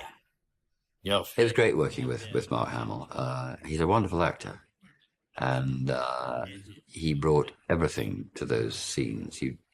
It really did feel like two antagonists on either side of the camera. He also has I haven't seen him for ages. I hope I see him soon. He has a great sense of humor. And like some American actors, Johnny Depp's another, they like English comedy. So he had a very strong sense of that, which could have been dangerous, in fact, on our scenes, because the hand gestures that I have to do, there's lightning bolts that come out of the Emperor's fingers.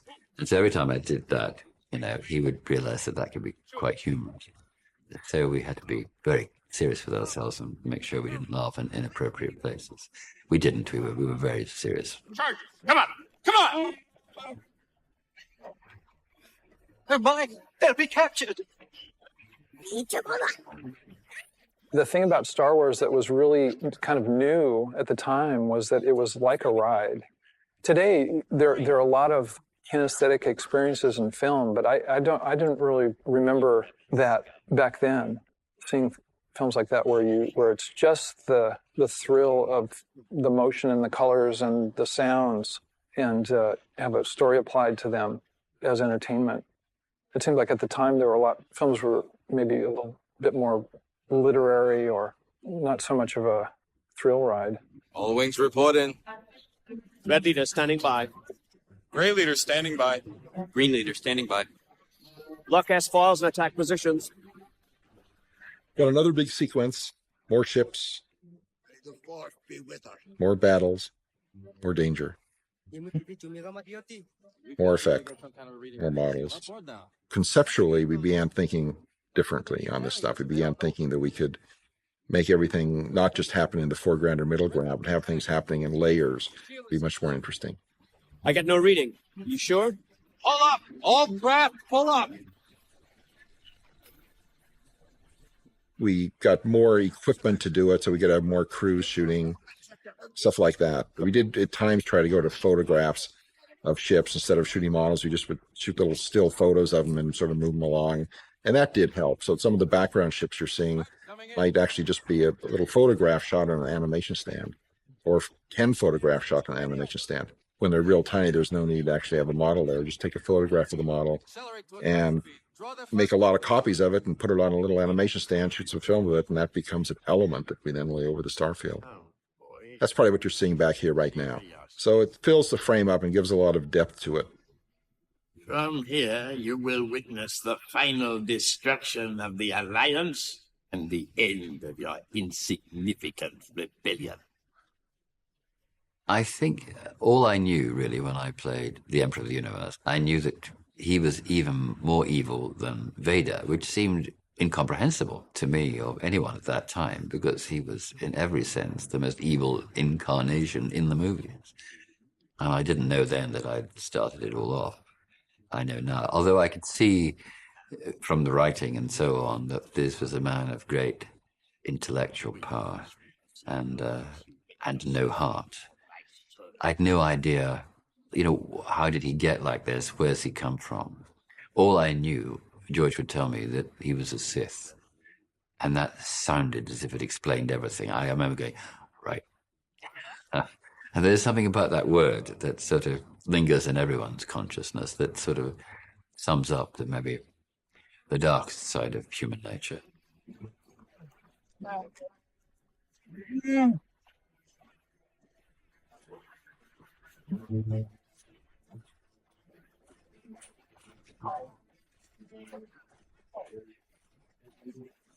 All right, move it.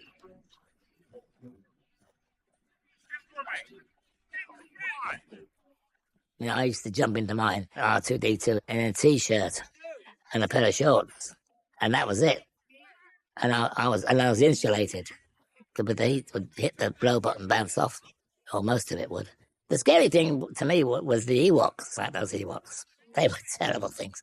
You had black leotard all the way everywhere, and then you had the foam rubber, and then you had the furry costume of the Ewok, and then you had the belts and the bows and arrows and all the rest of the jazz. Then you had the headpiece with all stuff on it. Then you had the mittens, all fur and rubber and thick and heavy things. And then the same with your feet. And by the time you got into these things, I was the guinea pig for the eyes with Stuart Freeborn. And Stuart and I spent hours trying to work out how to get these Ewoks to blink. Because George said they don't really come to life until they blink. When they blink, they come to life.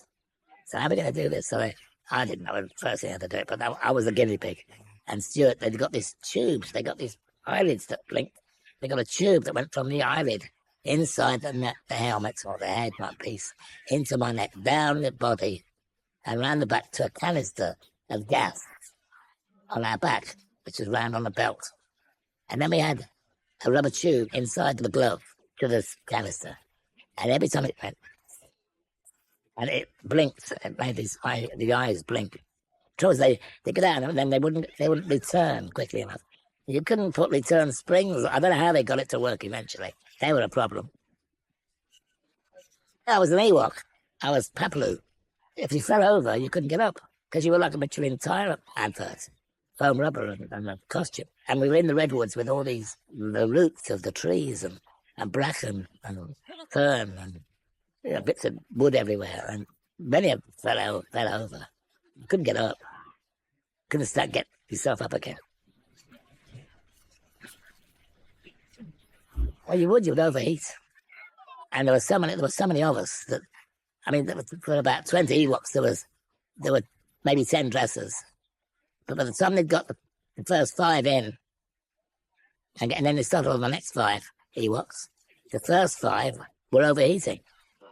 And they couldn't see, all their eyes steamed up with the heat. And they couldn't see where they were going.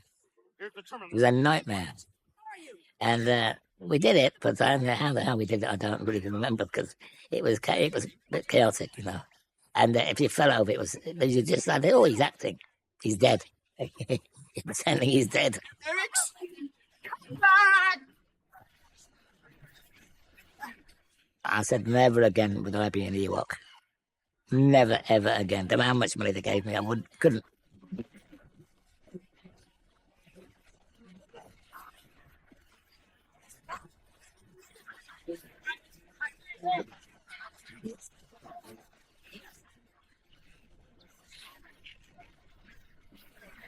Complicates these scenes so much is there's a lot of additional elements added because George wanted to just layer in all this detail to make you buy where you were. And that's true through the whole movie. It's just like layers of action going on. And the start of the battle, we have just a tremendous fleet of ships out there. And there's the Millennium Falcon flies by and there's TIE ships after him. And in these shots, it's like on Empire. It's like a potato in Empire. On these shots in the backgrounds, I've got my photographs of one of my old tennis shoes in the background for the ships, used more than once, and wads of gum stuck out there to see if anyone can tell what's the difference between that and the models that we have flying around, because they are so small. But in some of those shots, there's just gum and tennis shoes out there in the background instead of ships. But there's so much action in the foreground, it's very hard to take your eye to the background and see it. We only need to keep him from escaping. As you can see, my young apprentice, your friends have failed. Dave Prowse was up there, of course, very tall and lowering as Vader.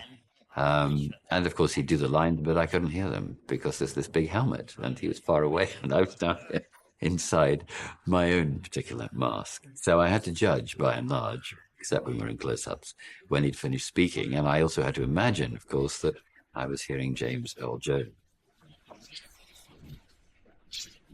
one of the best voices there is, strong and resonant and weighty. So I had to add that into my mix when I was replying. But I didn't have too many actual dialogue moments with Dave. No choice, General Calrissian. Our cruisers can't repel firepower of that magnitude. And we'll have that shield down. We've got to give him more time. The chicken walkers sounds were really made up mostly from metal stamping machines recorded at a factory, which stamps out metal sheets, or it takes bars of metal and cuts them off rhythmically to, as part of a manufacturing process. But you get a chunk, ka-chunk, ka-chunk of these metal shearing machines. A lot of them were recorded by Randy Tom.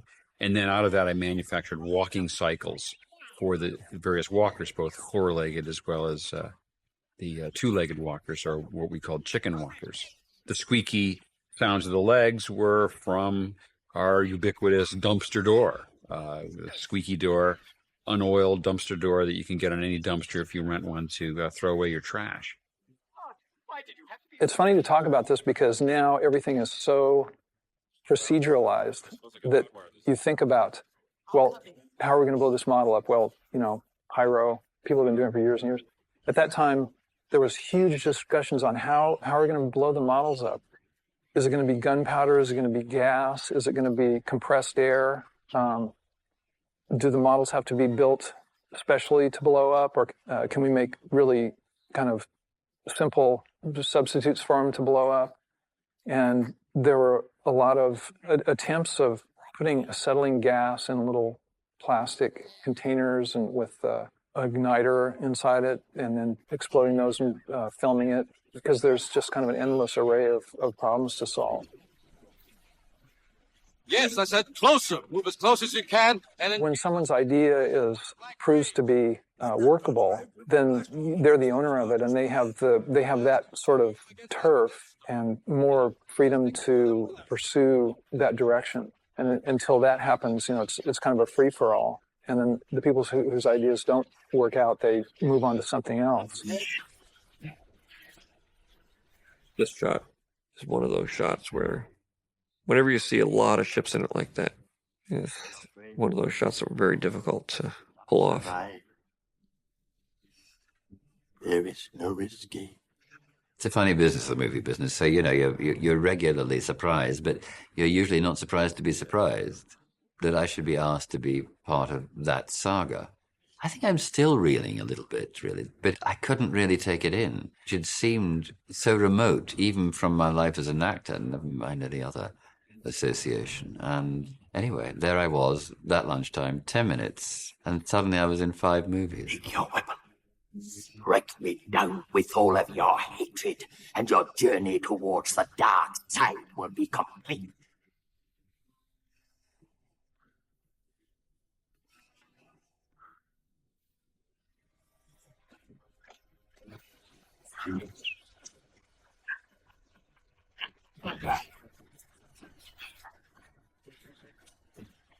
The one thing on Return of the Jedi, I played the only part I ever did in Star Wars in that.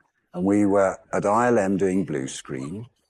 And there's a scene in the film where there's a 2-legged walker and Chewbacca yanks the 2 pilots out of it. You get a cut of the 2 pilots just before that happened.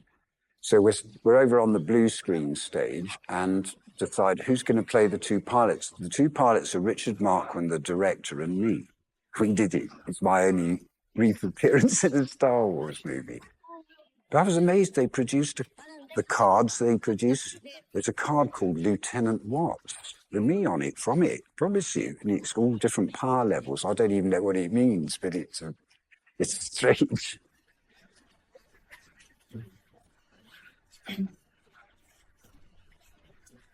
So this is an oversized walking machine we built for blowing up. Whenever anything had to sort of blow up or something like that, our little stop motion models wouldn't work. They were just way, way too small. So we made oversized ones, usually 3 to 5 feet tall, that might be just destroyed in one shot, or we would remake it or cast it so we could make multiple copies for other sequences where something blows up.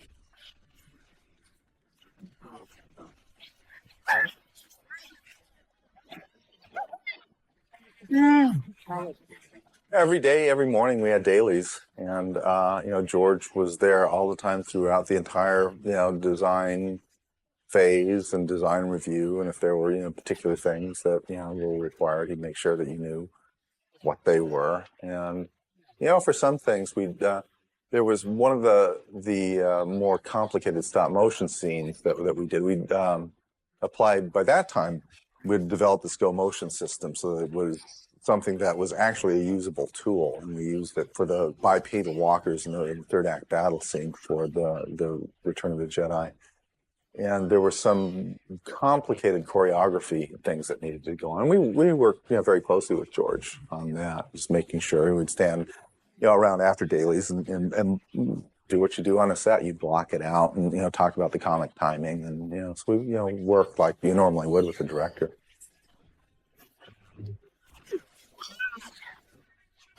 Oh, Princess Leia, are you all right? See. It's not bad. Oh, dear. Don't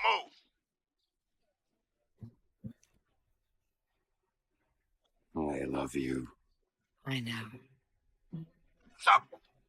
Of course, some people hate the idea that these fuzzy little teddy bears beat up the Empire. It gets into whole other Star Wars issues of those that want it really serious and take it really seriously, which is one good point of view.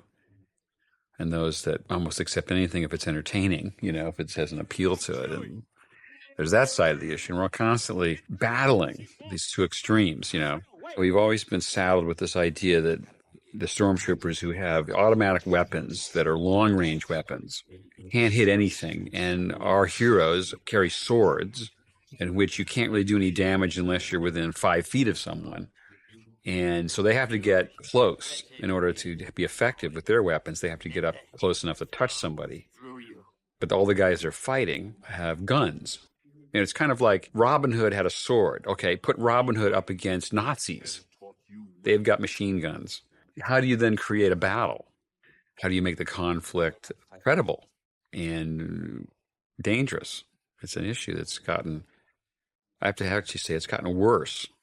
It was convenient at one level, but it's led us in a direction where action sequences become more and more difficult to execute with a sense of real suspense and tension.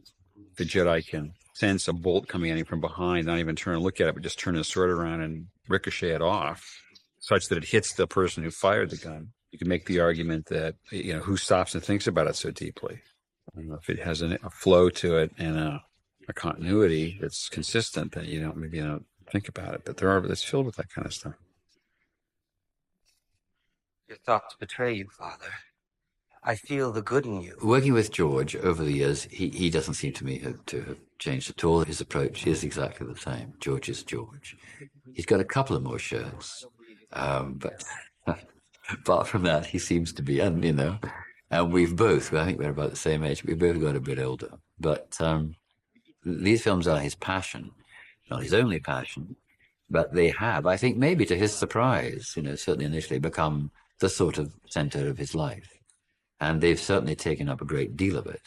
And each one of those films, particularly the prequels, take a long time to make. That's because perfection is his goal. And 2 years is what he allows himself to do it. He won't think he's arrived at the perfect movie or anything like it by the time he has to present it, because of the announcement will be made when it's going to open. And I'm sure over the years he won't be able to resist tinkering with it. And why should he resist? I mean, the palette increases as time goes on with the technology, digital technology and so on, and many other associated things that you can do in the movies. You can keep on painting on that canvas. You can keep on mixing the colors and making the changes. So I don't think he'll be finished with them forever, although he's made it clear that he doesn't want to go on. He doesn't want to do sequels. Throw me another charge. When I arrived to do Star Wars, I was basically a production manager. And then I'm an associate producer, then a co-producer on the third one, and associate producer on Raiders. Then I come on to produce the last two Indiana Jones. My career completely altered. Everything altered. Everything. My life totally and utterly altered as a result of, coming into Lucasfilm. And this thing, I did 6 films here, 3 Star Wars and 3 Indiana Jones. And they've now kind of turned into iconic something or others. And people go, oh, wow, you did that. I go, like, at the time it was a job. But what it's led to, is phenomenal. I'm deeply grateful to George and all the talent that brought this together and made these so phenomenal. I sometimes look back and wonder how I ever came to do all those 6 movies, But it totally altered my life, completely and utterly. Completely. It was never the same again. If you will not turn to the dark side, then perhaps she will.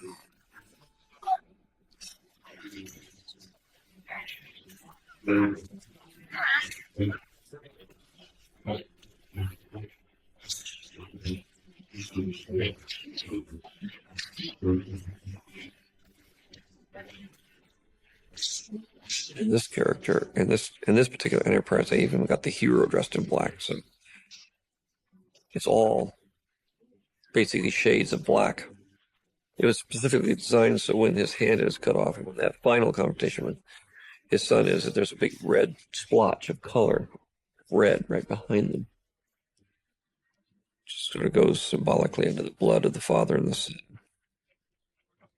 and the move toward hell. Possibly because this is where it is. This is where he is either going to go to hell or not.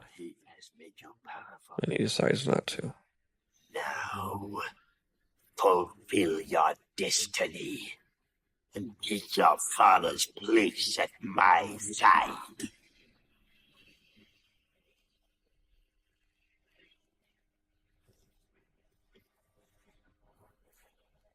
What's tough about writing the third act to a movie, trilogy like Star Wars? Let me put it this way. Godfather is one of the greatest films ever made. At the end of the first Godfather, they didn't know there would be a second Godfather. It's actually the bleakest moment in the whole movie because Michael Corleone has lied to his wife, something he's never done up to that. He's been very honest with her, brutally honest about what his life is and where, if she joins him in life, where it's going to lead him. But now he begins to lie to her. And when she wants him to comfort her, she gets pushed out of the office and the door slams on her. it's, you know, it's one of the best movies ever made. In the Star Wars trilogy, it was going to end happily. You know, that's never as interesting. Never. All the good people survive.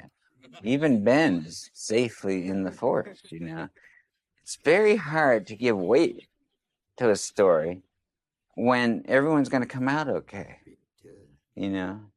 And particularly George had this vision of, you know, it mirrors the first movie in the huge celebration, except now it's got even huger, you know. But that's an almost impossible scene to pull off. And it had nothing to do with Richard Marquand, who was wonderful, I thought, and I loved him. You know, he was a great man, and very excited about this opportunity he had. And very even-tempered through the whole thing, and great fun in the sessions, because on Empire, we would have sessions with Irvin Kershner, George, and I. And on Jedi, it was Richard Marquand, whose head was spinning, I think, from the size of the thing. And but it was a delightful British director. But aiming toward this big celebration, it's almost out of, you know, Riefenstahl. You know, that's what it looks like. That's not the height of the trilogy. And yet you want it to feel like a capping of the trilogy. And George understood always who his audience was and what they were looking for. And he, too, believes in the triumph, you know, of good. But it's very hard to pull off a scene like that and have it be anything but spectacle.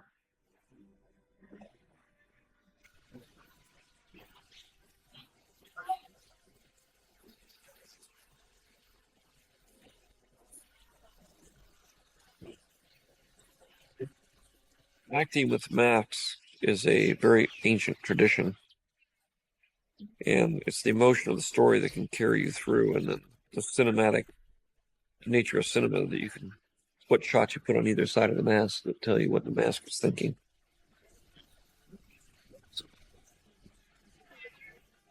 It was quite difficult to kill me, if that's what happened to the Emperor at the end of episode 6. Yeah, we think he's dead, because I had to be lifted up and thrown down this big chute, and the lifting up took a while. I was on a harness, of course, and Dave Prowse, who played Vader, had to catch my feet, and now and again he did.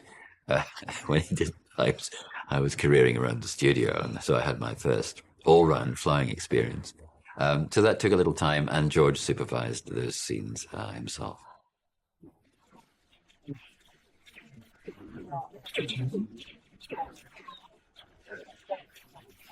I'm going in. Here goes nothing. We sort of got introduced to the technology, sort of how to do it in Star Wars. We got into Empire, it got bigger. We kind of figured out, you know, we can do this, we can do that. By the time we got to Jedi, it was like there's no holes barred. You know, we're gonna have tremendous amount of stuff, huge quantities of spaceships, huge quantities of shots, and it was, you know, it was really, you know, a huge, ambitious project.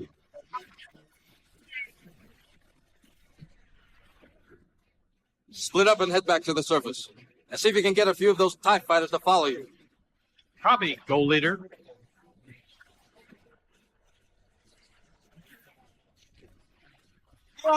Right now!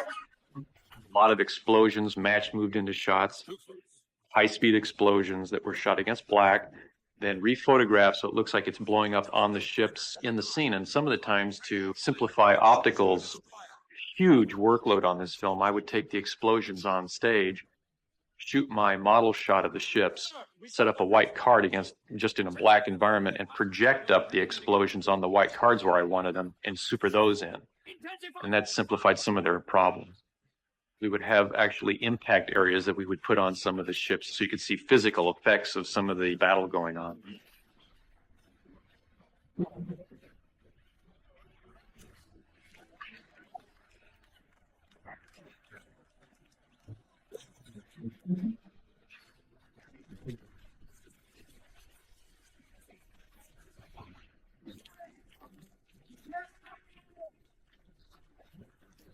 We had the time of our life. It was literally the kids in the candy store, and you know, having a really great boss that, those, everybody that I talk to really appreciates that time. It was a very, very special time that, they know will not come back again. Luke, help me take this mask off. But you'll die. Nothing can stop that now. I think that for the kids that had followed those 3 movies, and they were all so different. Star Wars is so unlike Empire, and Empire is so unlike Jedi. But the through line was very satisfying to the kids who had invested a great deal into it over years now.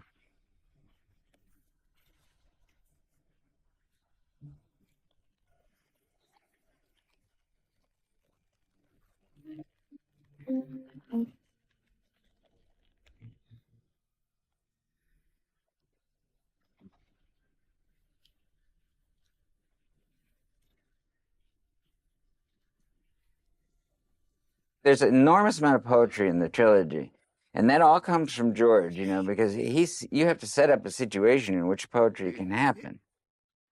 There's image after image over the 3 movies that are poetically beautiful, that work as visual metaphors for a lot of different things in this galaxy, The feeling of satisfaction is great. The feeling of satisfaction with the Darth story is very great, I think. And people were satisfied. I was happy with the way that turned out.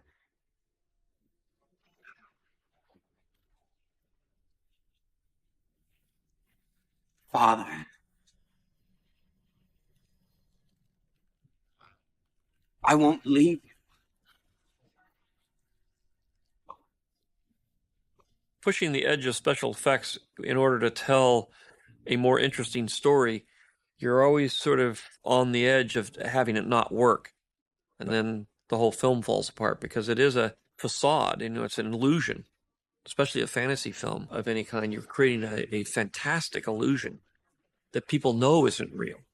So you have to make it kind of super believable, even though it's impossible and can't possibly be real.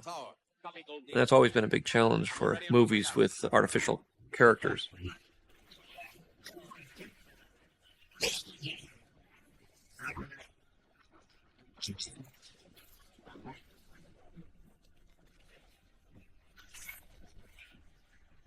We worked very hard in that there's various levels of going into the Death Star, and each one's got a different shape, and they had to figure out the geography of how you go in, geography of how you come back out, and what the core looks like was different. They had to go through all these various stages, and each one was had a different shape to it. And we had to figure out the shapes that you could sort of identify, so you could get a sense of going in and coming out. And the thing about that Death Star is it's very nice to be in that large central reactor area that's very huge, and then coming back in these little tiny tunnels that are, just a huge change in space.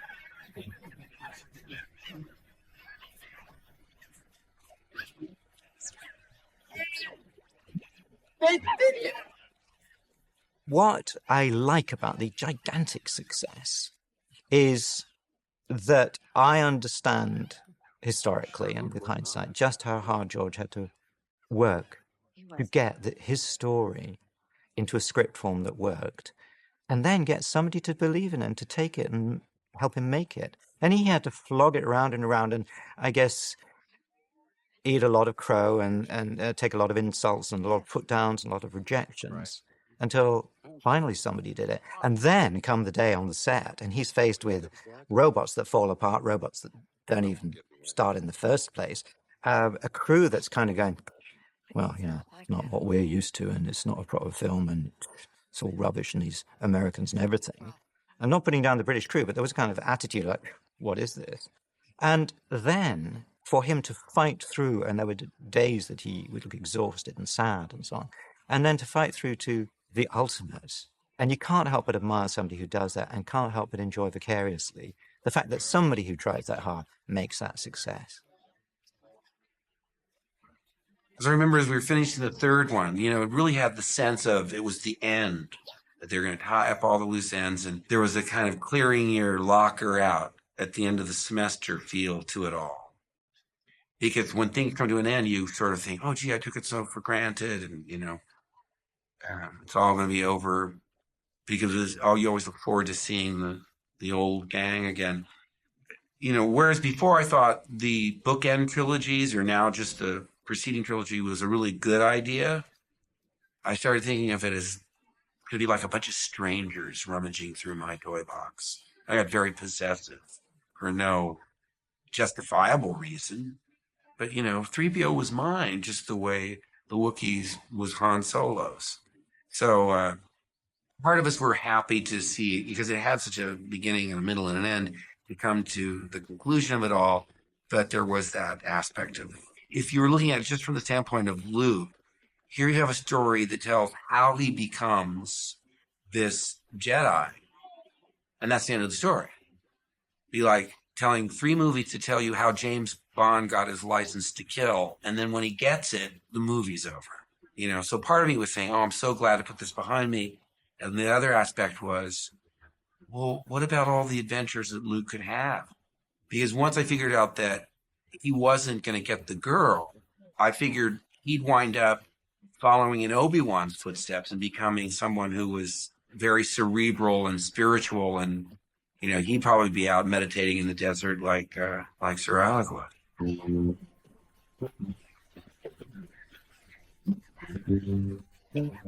Got some beautiful matte paintings in it. The wide views, the backgrounds of a lot of the trees are really, really nice, and that's stuff that you could just never find in reality. You could never build them in a soundstage for anything affordable, and you certainly couldn't find real locations to shoot them, but they just add so much to the production value of the film. And if you get some really good artists, they can look just really great.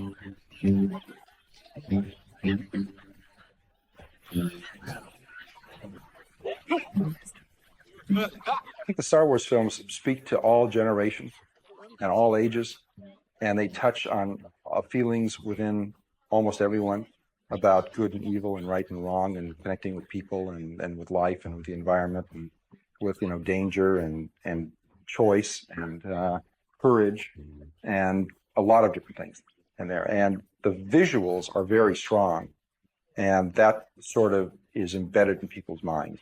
Those images, they are icons. And I think it all kind of came together with this baby boom generation at just the right time.